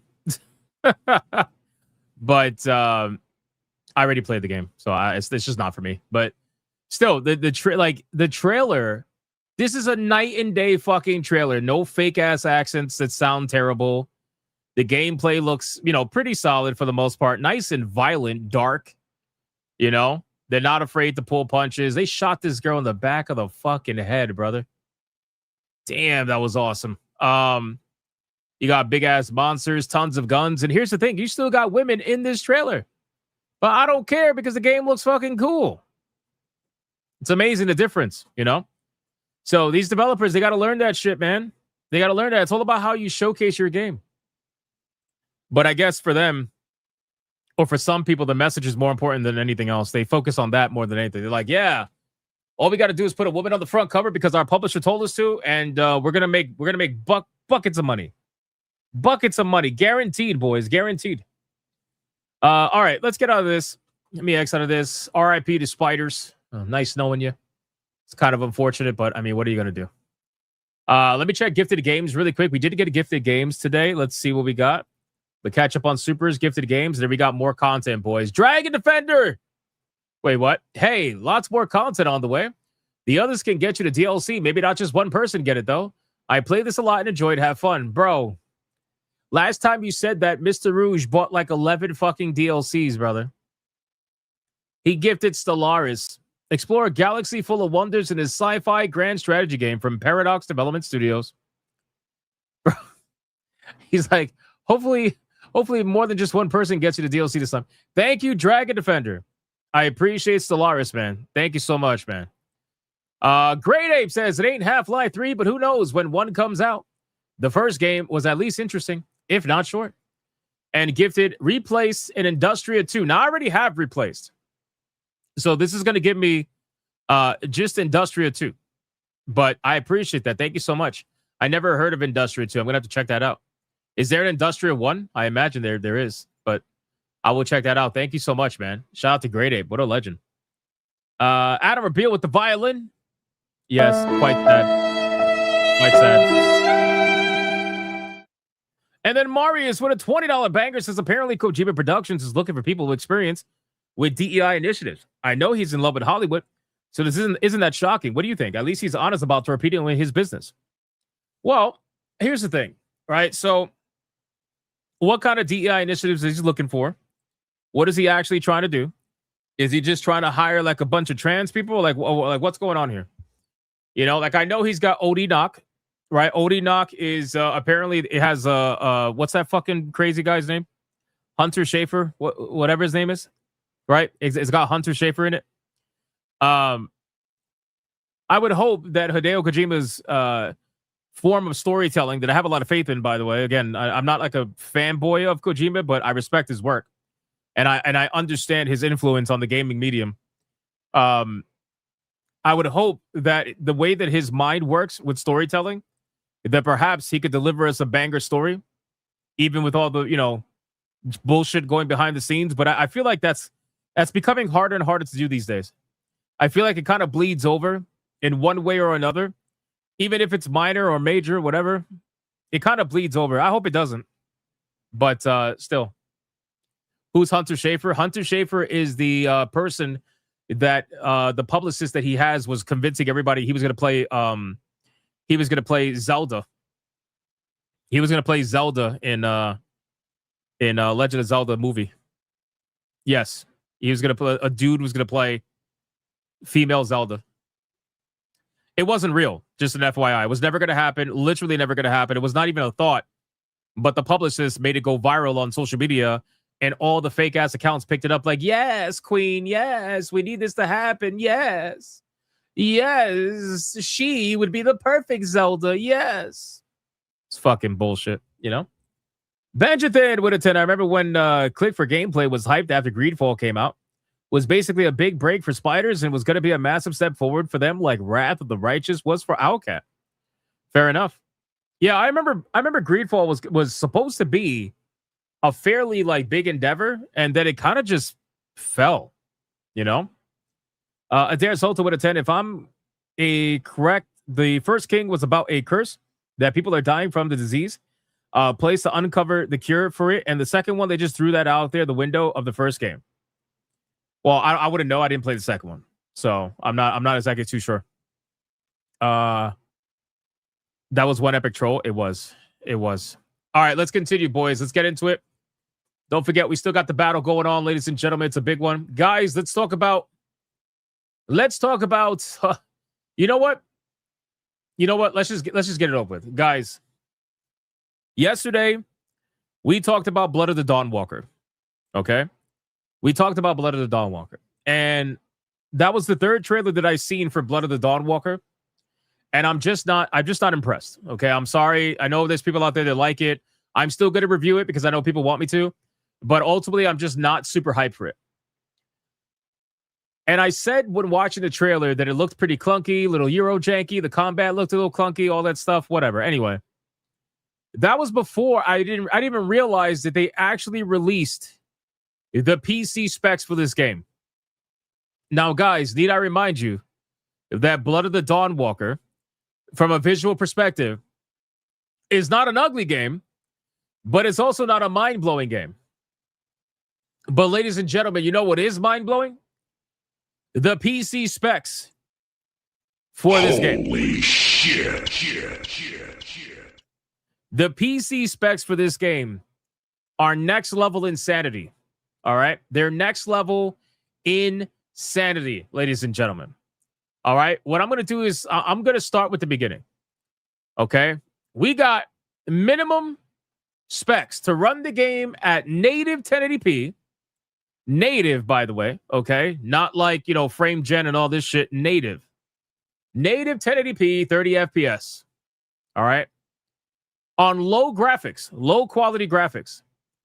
You need an Intel Core i7 8700K, or you need an AMD Ryzen 7 3700X. Okay? You need 16 gigs of RAM. You need 6 gigs of VRAM. And you need at a minimum an NVIDIA RTX 3050 or a GTX 1070 or an AMD RX Vega 56 or Intel Arc A580. Okay? So that's for minimum 1080p, 30 FPS.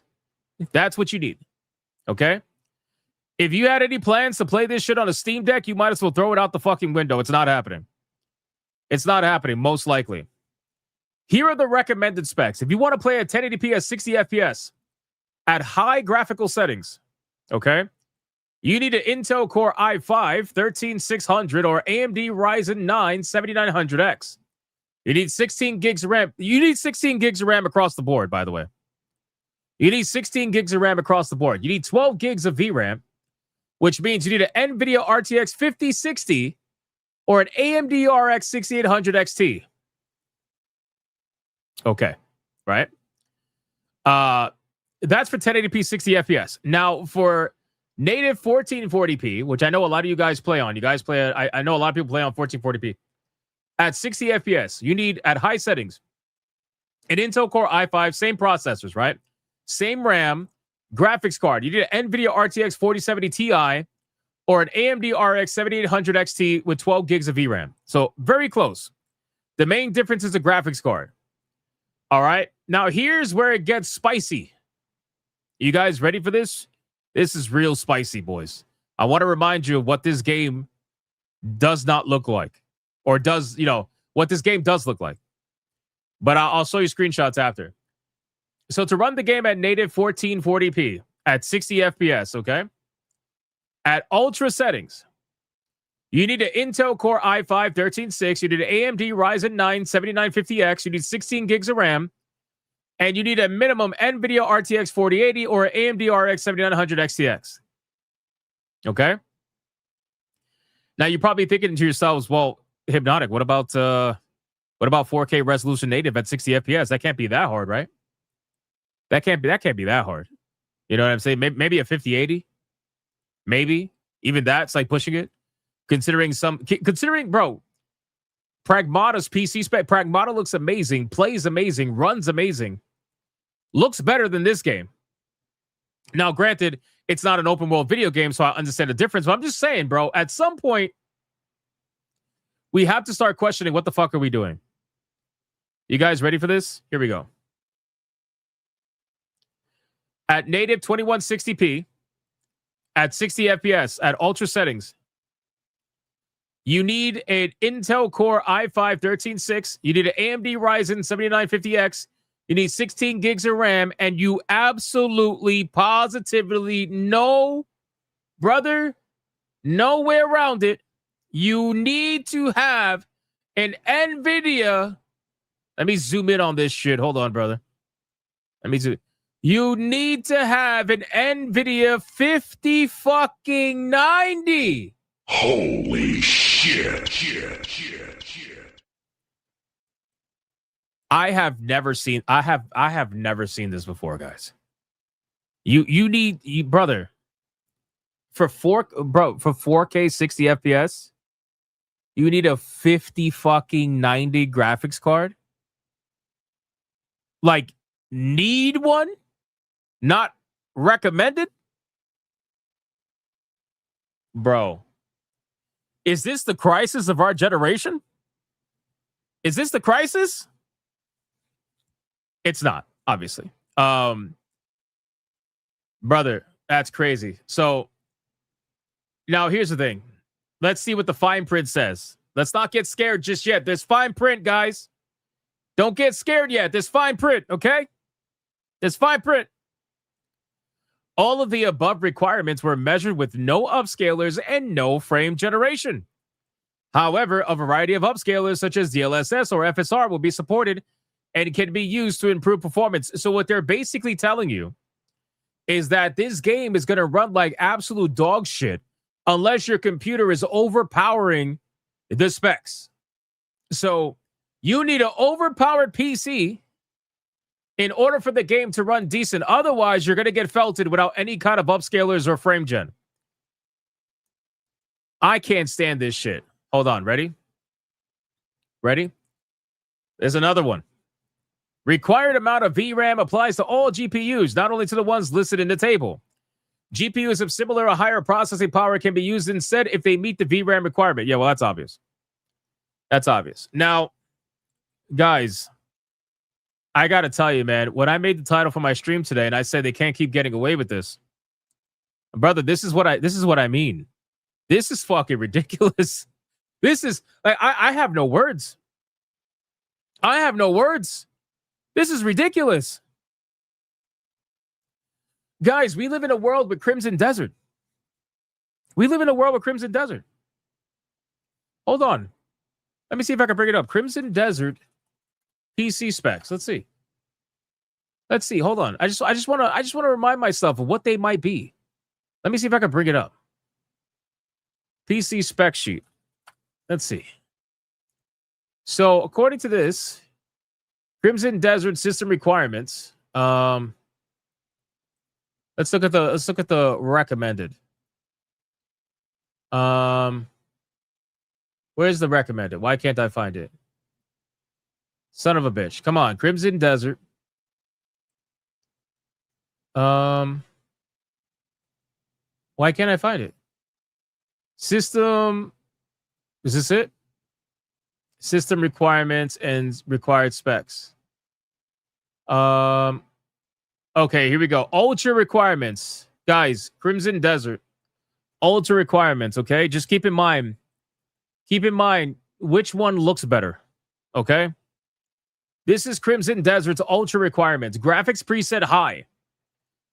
Targeting 4K 60 FPS. AMD Radeon RX 9070 XT or an NVIDIA GeForce RTX 5070 Ti. A 50-fucking-70 Ti, brother. AMD Ryzen 7700X, Intel i5 13.6, RAM 16 gigs. Guys, how the fuck are we? How are we here?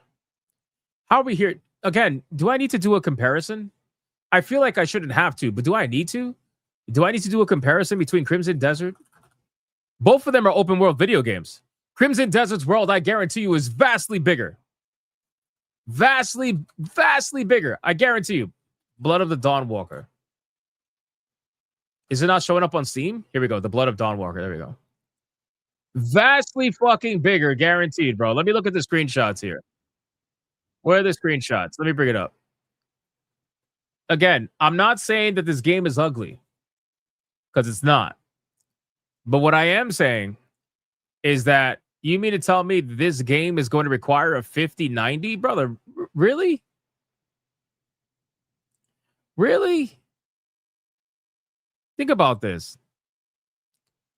I'm telling you right now, guys. Do you remember what happened with Witcher 3? Do you remember what happened with Witcher 3 when that game came out? When that game came out, it ran like shit. It was unoptimized to the moon. Considering these people used to work for CD Projekt Red, I have to imagine they're probably going to follow suit. I have to imagine that they probably are going to follow suit in the sense of having a super unoptimized video game at launch. But I have to question, how the fuck is this game going to run on consoles? How is this going to run on consoles, bro? Again, the game is not ugly. It has good detail to it. But this is not a fucking, like, next-gen experience, bro. This is not a next-gen experience. Go in. Look at this shit. This was like this released 5 years ago, 10 years ago. I want you to watch. What did you do to me?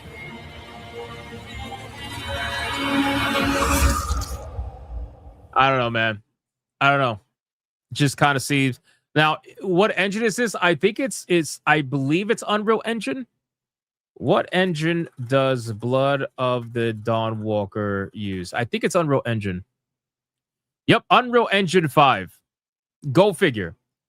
Go figure. Why am I not surprised? Right? Now, obviously, everybody knows that Crimson Desert uses its own proprietary engine. So that immediately puts it well ahead. But Crimson Desert looks infinitely fucking better. Infinitely better. In every aspect, from the particle effects to the world building. Look at the detail of the town. Look at this shit. Look at that fat fucking pig. It's crazy, bro. Look at this. Look at the lighting. I don't know, man. I think these developers are over relying on stronger hardware to save them from their bad optimization. That's what I think. And I think they're trying to get ahead of all that backlash by putting out these specs that are going to inherently turn off a lot of people because they're so high. I mean, guys, look at this, bro. Oh my God. Sincerely. Holy shit. Sincerely. I think they're trying to get ahead of it, and they're trying to say, well, we told you. We warned you. Right? Instead of Randy Pitchford, who Randy Pitchford was like, it's a premium game for premium gamers, you know? I think they're trying to get ahead of it. That's what I think they're trying to do. So I don't know, guys. I saw these specs and I immediately was like, I have to tell everybody because this is fucking insane. I don't remember the last video game that required a 5090 graphics card for ultra settings, 4K 60. I don't remember a single one. Like, do they realize that this is like the most expensive graphics card on the market? This is the best graphics card on the market for regular consumers. And you're asking this for your ultra settings, 4K 60? Are we crazy? Maybe. I don't know. Anyway, you guys let me know what you think about that. Shit's insane to me. It's insane. I've never seen this before. We got Janardis with a 2. That accent sounded like rally English. Maybe. I don't know. I have no idea. It sounded fake as fuck. Let me check Rumble. Rumble, what do we got going on, bro? Is Rumble asleep? We got raided and then Rumble fell asleep. What happened there? You guys need a nap? Is that what it is? We got Genetic Sport with $1. Crimson Desert cutscene today. Guy sucked, started a blunderbuss. No cutaway. It was great. Nice. Very nice. Genetic Sport with $1. He had blue eyes. One blue to the left and the other blue to the right. Nice one. Nice one. I appreciate that. All right, guys. Let's move on. We're going to get to the next story. We got a lot of stories to go over, boys. A lot of stories, man. Let's talk about Gabe Newell. Let's talk about Gabe. Lord Gaben. Captain Killer Guns with a 5. I got a 4070 Ti Super and I play Crimson Desert at max 1440p. It runs under 8 gigs of VRAM. So I'm not surprised by these former CD Projekt Red developers. Yeah, I'm not surprised. Cyberpunk 2077 developers. I'm not surprised at all. Not surprised at all, man. Thank you for the 5. I appreciate that. Okay. Let's see what we got here, ladies and gentlemen. So there was a story I wanted to cover yesterday. I didn't get to cover it, so I want to cover it today. And it was basically an interview from Mr. Gabe Newell himself, Lord Gaben. Lord Gaben has spoken, right? And he was talking kind of about like the approach that Steam takes to gaming as a whole and what his priorities are when it comes to gaming as a whole, right? So the headline reads from PC Gamer, obviously we love the PC, Gabe Newell told us 15 years ago, but his focus was on a responsibility to gamers and game developers. Now, I find this to be so ironic because game developers claim that they hate Gabe because of the fact that he takes 30% from everything, right? They hate him. They hate him for that, but meanwhile, they need him. So kind of goes hand in hand. Sony boosts PlayStation and Microsoft promotes Xbox, but Valve said that Steam is going to take a slightly different approach, which obviously it's the whole do nothing and win, right? So Steam is by a country mile the premier power in PC gaming. If you own a PC and play games on it, then it's just about a guarantee that you use Steam with some regularity. You might therefore expect that, like Sony, with PlayStation and Microsoft with Xbox, Valve would feel obligated to promote and support the PC. But 15 years ago, when Steam was still relatively young, Gabe said that that's not quite the approach that he took. It's a lot easier for me to think of it as having a responsibility to gamers and game developers. The Valve boss told us all the way back in 2011. It's hard to test being the flag bearer for the PC. It's a lot easier to go out to customers and find it. Do you like this? What do you dislike about this? How can we make this better? So we tend to be a little narrower in terms of how we try to think about what problems it needs to solve. It's a small but vital distinction and one that was made necessary to a large extent by what Gabe said Valve loves about the PC platform, which is openness, innovation, and the ability to move quickly in ways that consoles cannot. Now, it's so funny because we talked about this yesterday with the PlayStation DRM debacle that's going on right now, which we're going to go over in a minute as well. But the PlayStation DRM debacle, where they're now requiring you to log online at least one time after you purchase the video game within a certain time frame, after the 15-day refund window or 14-day refund window, whatever it is, in order for you to get a permanent license for your game. Otherwise, you'll never be able to play the game offline if you don't update it at least once. So they're essentially bringing that level of DRM to PlayStation. I'm sure Xbox is going to follow suit probably at some point, but if they don't already. But with Steam, it's always been a little bit different, right? PC gaming is always about openness. It's always about being able to do what you want with your video games. This is why mods are so popular on PC gaming, right? So it's funny to see this mindset be from such a long time ago, 2011. It's not a short amount of time. It's a long time ago. And it still rides through even to this day, which is pretty interesting. So then it says, but at the time, Newell said that even that is an advantage in the big picture and is one of the main reasons that PC gaming was still relevant in 2011, despite the persistent PC game is dying, refrain, and remain so, bro. So I remember sometime from, I think that was around the same time, like 2010 to 2015. The narrative was that PC gaming was dying. That's what the console fanboys were saying. It was everywhere. It was literally everywhere because they had a bunch of major releases. And at the time, they were like, PC gaming is dying, it's dying, it's dying, it's dying. All praise our Lord and Savior PlayStation or whatever, or Nintendo, right? And that obviously never happened. PC gaming is never going to die, all right? Because it's way too open, right? It is way too accessible, especially now. It used to be inaccessible or at least harder to access back in the day, but now not so much anymore. And then when Steam starts putting out all their hardware and other hardware starts copying Steam and Steam OS, it's going to be so easily accessible that it's not even funny. You know? People like their PCs, Newell said. There's a huge numbers of them, and each person gets to have the one that they like rather than the one that someone else has defined for them. That is also true. With PC gaming, you have the ability to make it your way. Whereas with consoles, well, everybody's buying the same console. Right? If you go to your friend's house who has a PS5, it's the same PS5 you have, unless you have a Pro. But he can also buy a Pro, so it really doesn't matter. With PC gaming, people build a whole bunch of different specs. They customize their cases. They make it their own. You make your own gaming platform. It's nice, you know? But in any case, there are huge numbers of them, and each person gets to have one that they like rather than one that someone else defined for them. There were 350 million PCs sold last year, so the economies of scale are tremendous, and you get great value for the money. That sentiment has held true despite several companies over the years, including Google, Microsoft, and NVIDIA, pushing cloud streaming as an alternative to owning your PC.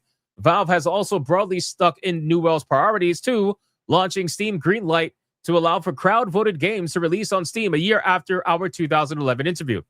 It threw open the doors in 2018 to allow anyone to release a game on Steam, though that hasn't prevented Valve's decisions to reject or delist certain games based on their content from causing significant controversy. So, unironically, right, the guy who wins by doing nothing is the one who says he focuses on value for the gamers over anything else. You know, and again, he's not perfect. Steam is also not perfect. Like the article says, their censorship is a little bit concerning for certain titles. Some of them I understand. Some of them it's like, bro, what the fuck? But anyway, it's a little bit concerning. But overall, it's amazing when you focus on value, the return that you get. Or you could be like PlayStation and focusing on how you can nickel and dime your players as much as possible, while also trying to control them as much as possible as if they're fucking 2-year-old babies. But hey, apparently the PlayStation fanboys, they like that shit. I don't know. According to Twitter, apparently all over social media, they're defending PlayStation. They're like, yes, DRM me harder. DRM me harder, daddy. You know? But it's still pretty interesting overall. I mean, listen, whatever you like, it's up to you. Doesn't matter to me. One of PC's 2011 era selling points in Newell's eyes were the great value for the money. It's a little bit of a tougher sell these days with the ravenous RAM hunger of AI and the tariff chaos and the war in Iran, etc. As always, unchecked corporate greed. Just a few months ago, Valve seemed set on a redemption arc for its living room PC initiative, the Steam Machine, after trying and failing to launch a line of Linux gaming machines in 2013. But the company has already acknowledged that the $99 tag on its new Steam controller is up from where we originally wanted it to be. And it's hard to imagine the Steam Machine won't be following suit. Yeah, for the people who are like, the Steam Machine's going to be cheap, it's not. It's not. Like, I want people to realize it's not going to be. I really genuinely believe that the Steam Machine is going to be $9.99. I know people scoff at the idea. Trust me, I know people scoff at the idea, but I think it's going to be $9.99. I really do. Right? Or at the very least, maybe an upgraded model for $9.99. I don't know. I think it's going to be $9.99 personally. So, yeah, I do find it funny that people took the PlayStation, what was it? The PlayStation motto of play has no limits. And then they changed it to play has limits because of the fucking DRM. It's so good. It's so good. I was like, yes, play does indeed have limits, PlayStation. It's so funny, man. So in any case, that's basically where we're at, ladies and gentlemen, with this. I thought it was an interesting story. And it's funny because, again, Gabe, the mindset has not changed. The mindset has remained consistent for many, many, many, many, many, many years. And this is the reason why it just pays off in the end, having this mindset, right? It's pretty clear. It's pretty obvious at this point. So pretty cool, man. Cool to see. Hopefully they continue. But just so you guys know, when Gabe dies, it's the wild, wild west, motherfuckers.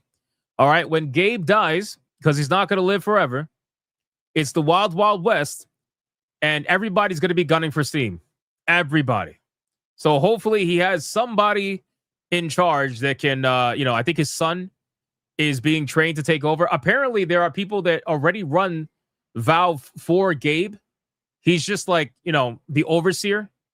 But apparently, there are people that already run it that are being trained to take over for him with the same ideologies. But, you never know. Anyway, don't put that juju out there. I'm just being honest. Man. I'm sorry. All right. Genetic Explorer with $1. He had blue eyes. I already read that one. God damn it. All right, let me X this out. Blood the Dawnwalker. Yeah, we're gonna have to skip some topics today, boys. Shit. We're gonna have to skip some topics today. But I do want to go over the PlayStation response. Let's see. PlayStation response. I thought I had it saved, but I guess I don't. Let me see. Let's see. Official statement. Here we go. Sony quells concerns. Yeah, sure. All right. So if you guys didn't see what happened with the PlayStation nonsense, all right, there is a new PlayStation DRM that's been introduced for all video games that are purchased after March of 2026. And people found this out the hard way. Why? Because PlayStation, like always, is trying to sneak things in there instead of telling you what's about to happen before it happens. Now, the reason why this happened is because, well, I have my theories. I think one of which is because they wanted to surprise a lot of the pirates that are on the PlayStation platform. They were taking advantage of the unlimited license exploit and getting games essentially for free. They wanted to surprise them, catch them off guard, and see maybe if they could catch some people trying to do it. Who really knows? I don't really know because, well, they don't tell us. But we finally have a statement from PlayStation. They have finally told us what exactly is going on. Sort of. PlayStation users report new online license checks, but Sony has quelled concerns. They've quelled concerns. The problem appears to be affecting both PS4 and PS5 games purchased after March of 2026. So PlayStation finally responded. I've been yelling about them for the last 2 days to fucking respond and say something, and they finally did. So here's what's been happening. Several users, including the game's accessibility Twitter account Doesn't Play, have reported that the all-new PlayStation Store purchases, those made before March 2026, appear to be unaffected, feature a 30-day timer that shows when you need to connect to the internet again before losing access. This timer doesn't appear to be visible on the PS5, but according to Doesn't Play, it is still being tracked in the background. While unlikely to be a tangible issue for most players, which again, I want to reiterate, if you are somebody who buys video games, this is only going to be a slight inconvenience.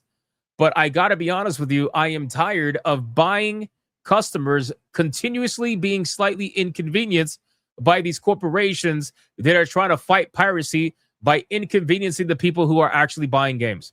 It's getting really annoying. Just like the fact that they all use Denuvo, even though Denuvo has been cracked for pretty much every video game that's been supposedly protected by Denuvo. All it does is inconvenience the players that actually bought the fucking game. And now Denuvo is destroying the performance of the game by 10 to 20% on average. And they could deny it all they want. They can pretend like it's not happening. But this has been independently verified by multiple different sources. Guys that are way smarter than I'll ever be in tech that know what they're talking about and can clearly see the performance hit. But it doesn't matter because these companies are okay with inconveniencing you as long as in their mind, they're somehow saving themselves from piracy. But anyway, let's continue. So that appears to be the case with an SIE spokesperson telling GameSpot the following. Players can continue to access and play their purchased games as usual. A one-time online check is required to confirm the game's license, after which no further check-ins are required. Okay, fine, dandy, great, congratulations. My issue with this is why the fuck did you introduce this quietly?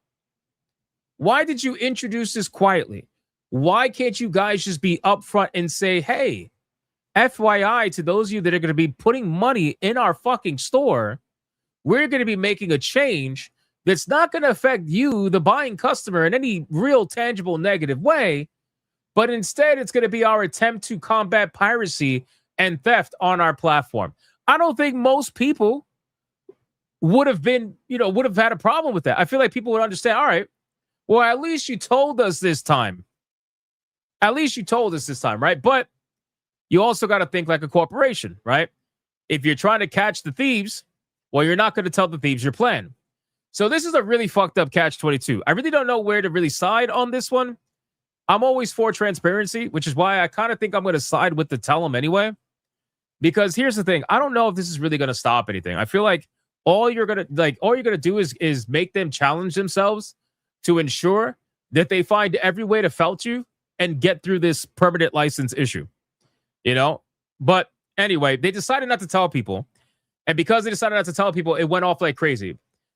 Game DRM has been a contentious issue for years, particularly with the launch of Xbox One back in 2013. Originally, plans were in place to allow for users to install physical discs to their systems and then no longer need the disc. Instead, it would require online license check-ins. This didn't go over particularly well, as you might recall, and Microsoft ultimately opted for a system much like Xbox 360, but not before Sony mocked it with a cheeky ad of its own. Well, I mean, how the mighty have fallen, because you went from making fun of them for doing it to now doing it yourselves. So how exactly does that work again? All right. But in any case, so here's the thing, guys. I have to imagine, like, what is it? Today is the 29th on a Wednesday. Okay.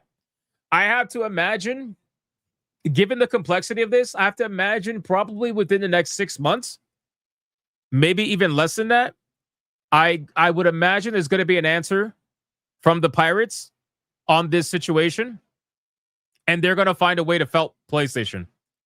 I really think that's going to happen. That's just me personally. And when that day comes, I just know the Sony boys are going to continue to come up with an excuse for why it continues to be okay to be inconvenienced, all in the fucking effort to supposedly stop piracy. I really think it's going to happen. I do. And I know they don't want to admit that, but I think it absolutely is going to happen.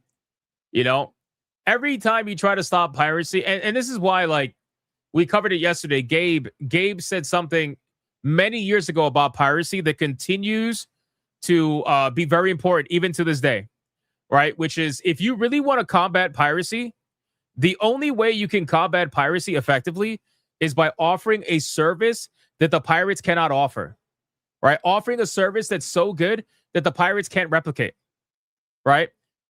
Having that level of mindset is very important, because these companies don't realize, bro, these pirates, they spend all day doing this shit. They're going to do it 24/7.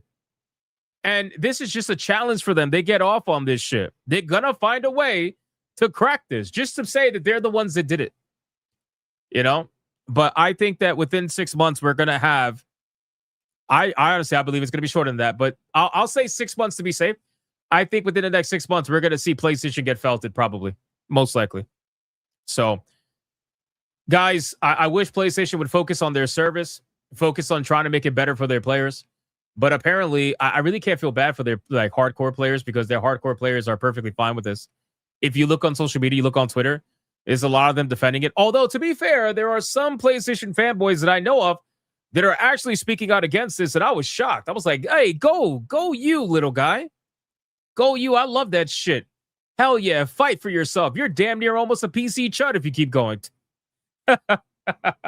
You're damn near a PC chud. Remember when they said that PC gamers, all we do is complain?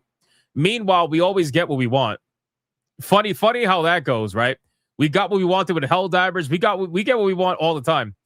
But that's because we actually speak up about the nonsense that we deal with, if we deal with it, right? Whereas with the consoles, a lot of them, they're just like, yeah, no, we're good. We'll just accept it. It's fine. Fight for yourselves, man. You'd be surprised the shit that can change. You know, use Xbox as a prime example, like I said in the article. You know, they should worry about securing their own network at headquarters Sony. Well, I mean, that's a whole nother conversation. The number one hacked fucking gaming service there is. It's crazy. Full Metal says, I like complaining. Hell yeah, you PC chud.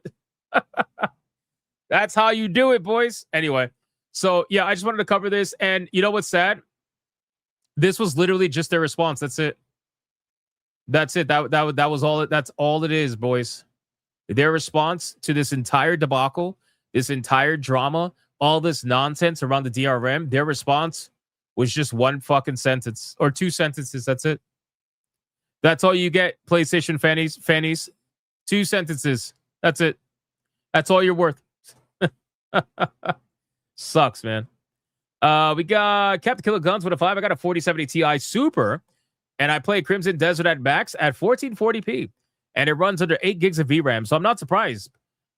I fucking read this one. God damn it. That's fine, though. Kratos Snape with a 2.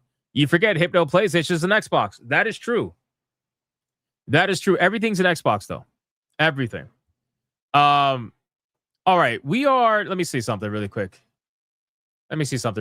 I'm gonna save the other 2 stories. Oh, I got 3 or 4 other stories. Holy shit. All right, I'll save these for tomorrow. We'll talk about the Final Fantasy director. We'll talk about the marketing for a marathon. We'll talk about Lords of the Fallen, that fucking guy, and Microsoft. We'll talk about Microsoft tomorrow. But just so you guys are aware, really fast, just want to cover this really, really quick. Hold on, don't go anywhere. Really quick. I'll do the full topic tomorrow, but guys, it's not looking good for Microsoft, guys. It's not looking good. It's not looking good. It is not looking good. Look at this. Microsoft Q3 fiscal year 2026. Okay. Gaming revenue is down 7%. This is for all the people who are like, there's no way Game Pass is not profitable. Yeah, okay. I hope you're listening. Content and services have declined 5%. Okay. Did you hear that? Mr. Game Pass is so profitable. Oh my God, it makes so much money. By the way, Game Pass is included with everything else in here too. So imagine how much worse it gets if you take everything else out of it. Xbox hardware has dropped another 33%. Guys, keep in mind, it dropped 33% last time. In the last earnings call, I think it was like 35% or something like that. It dropped another 33%. That's fucking crazy. That's crazy, boys. We got a full story about this. We'll talk about that. Tomorrow. Game Pass is not a failure. I know. Game Pass is not a failure because did I ever show you guys that comment? That I got about Game Pass from the guy who's trying to explain to me that there's no way Game Pass is not profitable because since he pays for Game Pass, that pays for 4 major titles a year. Did you hear that comment? I gave it to Cassie. I let her show it on this was like a week ago. I don't know if I have it anymore. Let me see if I have it. Hold on. Bro, this comment was abysmal. Fucking abysmal, bro. Hold on. Give me 1 second. I gotta sift through. I had to send it to Cassie because I thought it was so funny. Because he's mentioned Steam. He's like, if Game Pass is not profitable, then Steam's not profitable. I'm like, what? They're not even the same business plan. The fuck are you talking about, my guy? Anyway, let me see. Trying to find it. I don't know if I'm gonna find it, bro. I might not find it. Fuck. Yeah, I don't think I have it. I might have deleted it already. That sucks. Oh no, I'm lying, bro. I'm lying. It's right here. The content. Yes, let's go. It's right here. Hold on. Bro, this is amazing, guys. This is amazing. This is amazing, ladies and gentlemen. So let's check this out. You guys ready for this? Here we go. I deleted Pure Comedy Gold. Yeah. Well, because I don't like to clear. I'm sorry. I like to clear files. I don't like to have all my space taken up. All right. So he says the following. I don't know what you mean with not profitable. If I sub for 1 year for $20, that is 4 full price titles per year. I don't buy 4 full price titles a year. I maybe buy 1. That's like saying Steam isn't profitable because of all of their sales. Game Pass makes no sense for me above $15. If they can't make it work at this price point, it's not because the price is too low. It's because their expectations for sales are too high.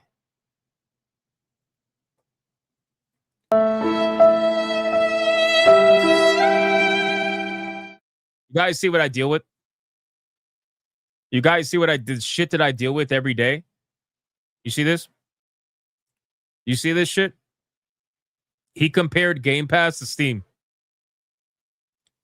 Brother. Anyway, so I said, did you even read what you wrote? You pay for 4 full price games. Wow, nice. Does that pay for every other game that's available on Game Pass? The hundreds of video games? Does that pay for the server space to host all those games? Does that pay for the maintenance of the servers that host those games? Does that pay for the advertising to promote Game Pass? Did you just compare Game Pass to Steam? Are you insane? Steam doesn't offer all the games on their platform for one subscription price or essentially free. Steam doesn't have a subscription. Steam makes bank because they take 30% from all products sold on their platform. Please, for the love of God, just keep subscribing to Game Pass. Never make your way to any other platform because the fact that you just compared those two are absolutely insane in every way imaginable. And yes, just like I said in the video, and this is my problem with this too, is because, did he reply back? I don't think so. My problem with this stuff is like, you're going to make these comments and then you don't actually watch the video. And I guarantee you 99% of these comments are always going to say something that I actually address in the video. So not only are you retarded, but you also have like ADHD. You don't even pay attention. You know? But like I said in the video, their expenses are too high and ultimately can never be lowered to the point to make any price point below $29.99 a month work. Did you watch the video? Probably not. Thanks for commenting. And that's it. That's it. Right? So, you know, this is the bullshit that we get all the time when it comes to making videos on it. Honestly, any platform, PlayStation, Nintendo, Xbox, you get these kind of people that are like, but my feelings say it's not happening, so it's not happening. I'm like, bro, it's happening. Like, can we just come to terms with it already? Can we just agree that it's happening? You know? But in any case, I thought that was pretty funny. So I just wanted to share that with you. I forgot to share that with you. That's crazy. You know why? Because Cassie shared it with you guys, and I just assumed that everybody saw it already. So I totally forgot to share it myself. Felt it. It's all good. We got Stephen McGregor with it too. Your mom is an Xbox. Yes. Yes, absolutely. Sam Fisher says, I have ADHD. We don't act like that. Fair enough. Fair enough. Thank you again, Kratos. All right, boys. Are we ready to finalize the first battle of this round? Are we ready to do this, boys? This has been wild, man. This is crazy. We are very, very, very close. This battle is very interesting, but we have to decide a winner. It is what it is, boys. We're going to play the music. You have to put hashtag name in the beginning of your super chat. Now is the time to figure out who's winning and who's moving to the semifinals. Is it going to be Perona or Raiju Vinspoke? Who is going to the semifinals? Let's go. Let's go. All of you that are not sticking around to figure that out, thank you guys so much. I hope you enjoyed the stream. Join me tomorrow. We're going to have a lot to talk about. As always, join me tomorrow, boys. Who is it going to be? Let's go. Let's figure this shit out. Let's figure this shit out, man. We're going to get our first semifinalist today. I'm curious. Who's winning right now? T-Jab, who's winning right now? I completely underwater. Whoops, sorry. We're going to get our first semifinalist today. Who's winning right now? T-Jab. Who is winning right now? I think it's Perona, right? Oh, no, it might be Raiju. It might be Raiju. I don't remember. It's very close. It's only $30 right now. We got Raiju at $155, Perona at $122. I think people are not voting because they're scared of the big voters that have showed their face today. I don't know, boys. You got to man up.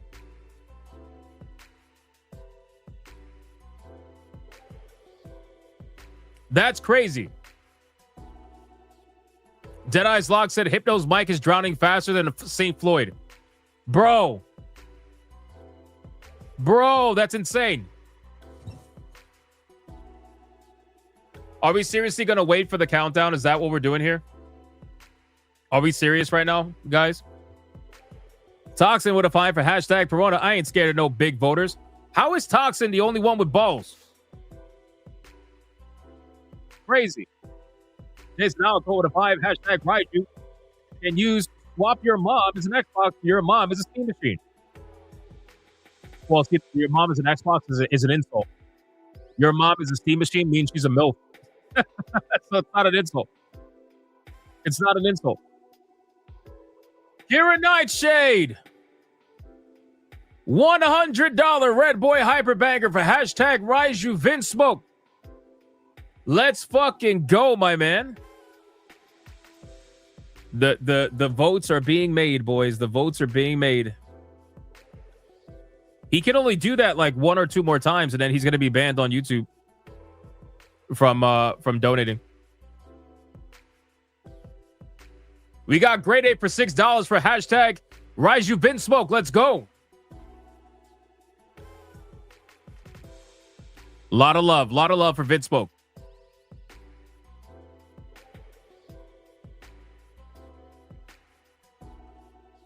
Can your mom run Crisis? Oh my God. That's insane. The answer is no, by the way. Kira Nightshade. You gotta love it, man. Odin Dark the third with a 2 for hashtag Raiju. Did you miss the show? Yep, you did. You did. Thank you, Odin Dark. I appreciate the 2 for Raiju. It looks like the people have decided their winner. We might have our first semifinalist, boys. Now, granted, we still have chair shots that are about to come up, so we'll see. We'll see. We'll see what's going to happen. I don't know. But right now, it's looking like an easy win for Raiju Vince Smoke. All right, the music is ending. The music is ending. Benjamin with a 5 for hashtag Perona. I like the Ghost Girl since she first appeared. Beyond that, I didn't watch the anime or read the manga. Beyond the end of Dressrosa. Yeah, I suck. It's all good, man.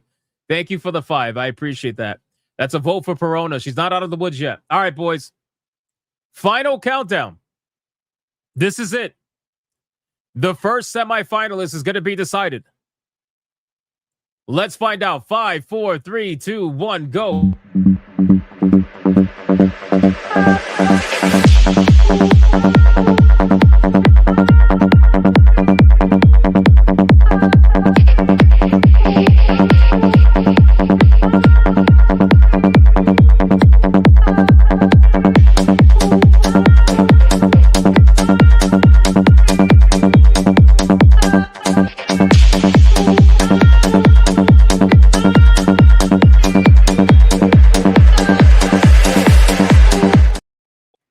Waiting for lag, waiting for lag, waiting for lag, waiting for lag, and that is it, ladies and gentlemen. Felt it. Waifu Battle Belt is mine!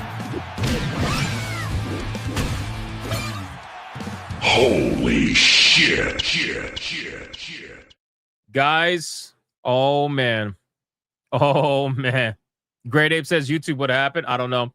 Deadeye's Lock snuck in a $2 banger for hashtag Raiju right at the very end. Thank you, sir. I appreciate that, my man. T-Jab's going to count it up. In the meantime, we're going to give Kira Nightshade what is most likely his victory clip. Let's give him his victory clip. Let's go. All right, boys, we have another Red Boy Hyper Banger. Let's bring the ladies in!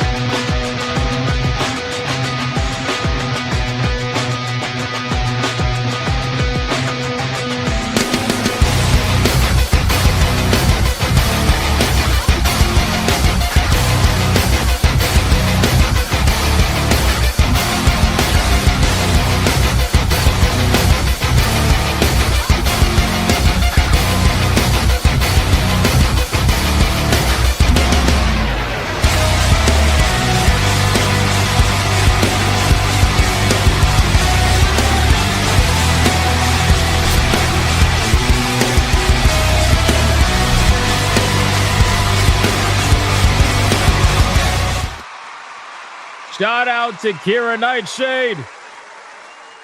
Holding it down like always, man. Thank you so much. I appreciate that, brother.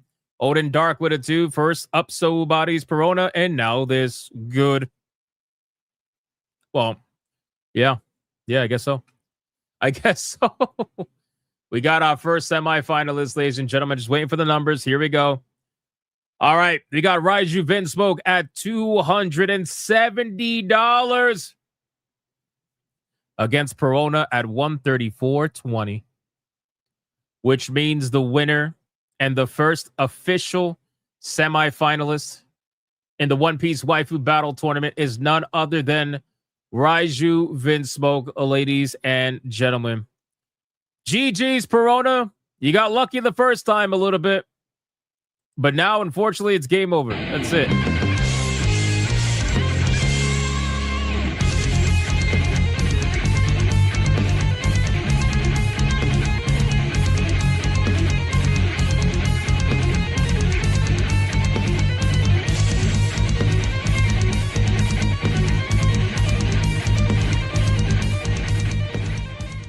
Let's do it one more time, boys. I'm scared as shit for tomorrow's battle. Tomorrow's battle is going to be fucking nuts, boys. Nuts, man. Nuts.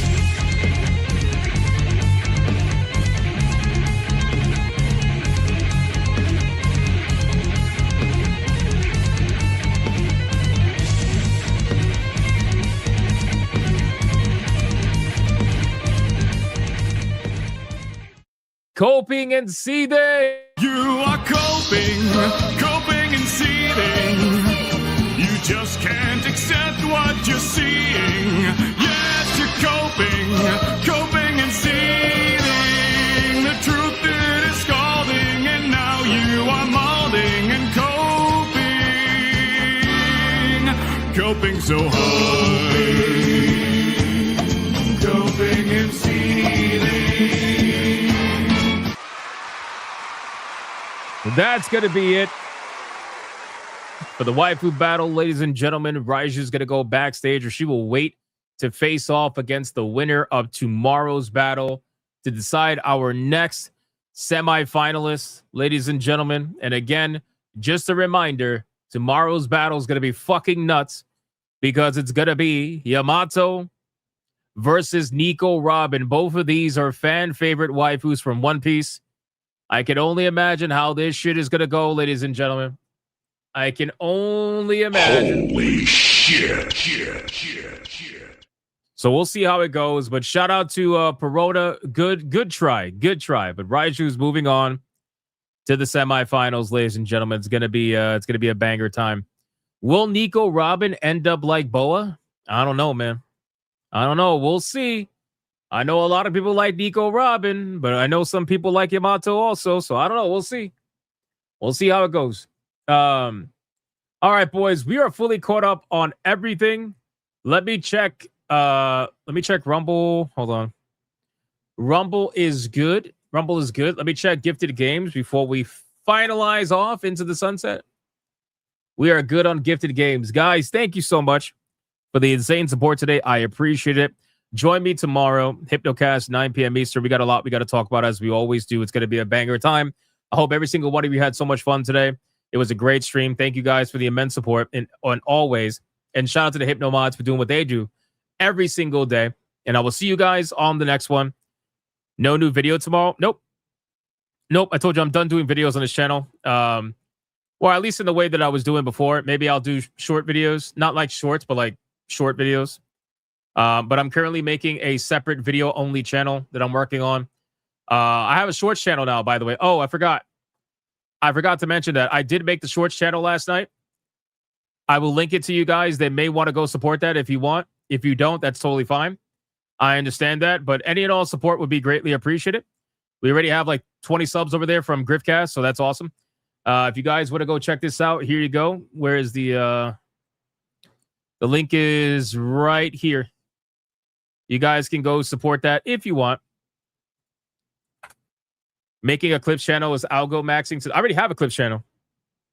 That's my gaming channel. And it does algorithm max. So, ironically. All right, guys. Thank you for everything. And I'll see every single one of you in the next one. Until then, you guys already know, man. Go be bigots and go be gooners. Bye.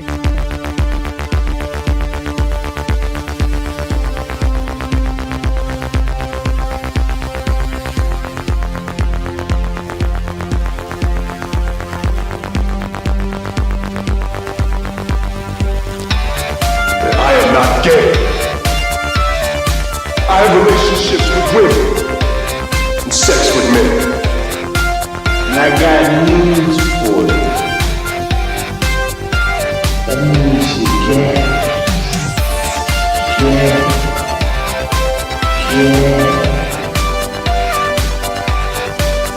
Poor kids are just as bright and just as talented as white kids. Her dog or her cat was named Vagina.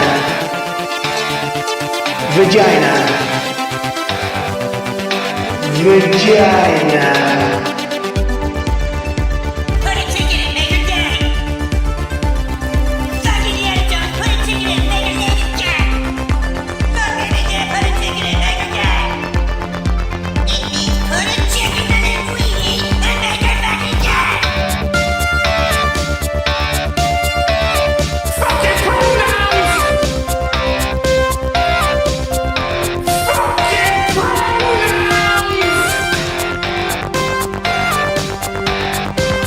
Fucking gender ambiguity! Fucking current day California shit! 'Cause that's all we fucking know! 'Cause we're boring! We're so fucking boring!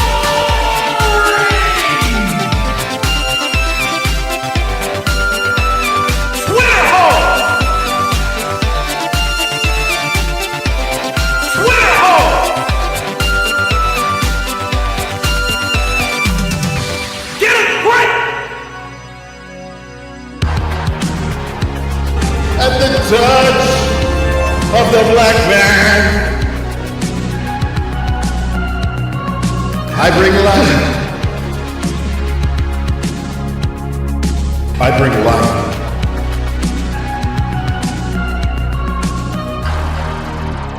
I bring life.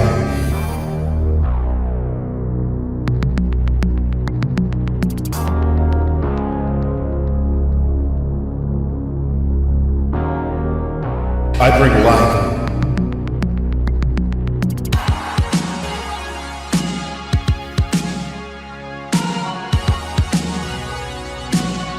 I bring life.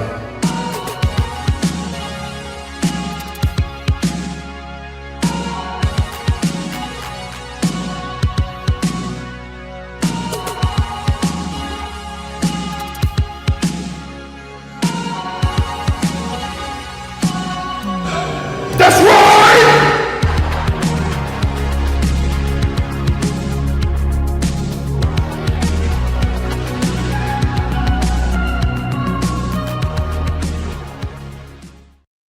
Why the hell are you still here?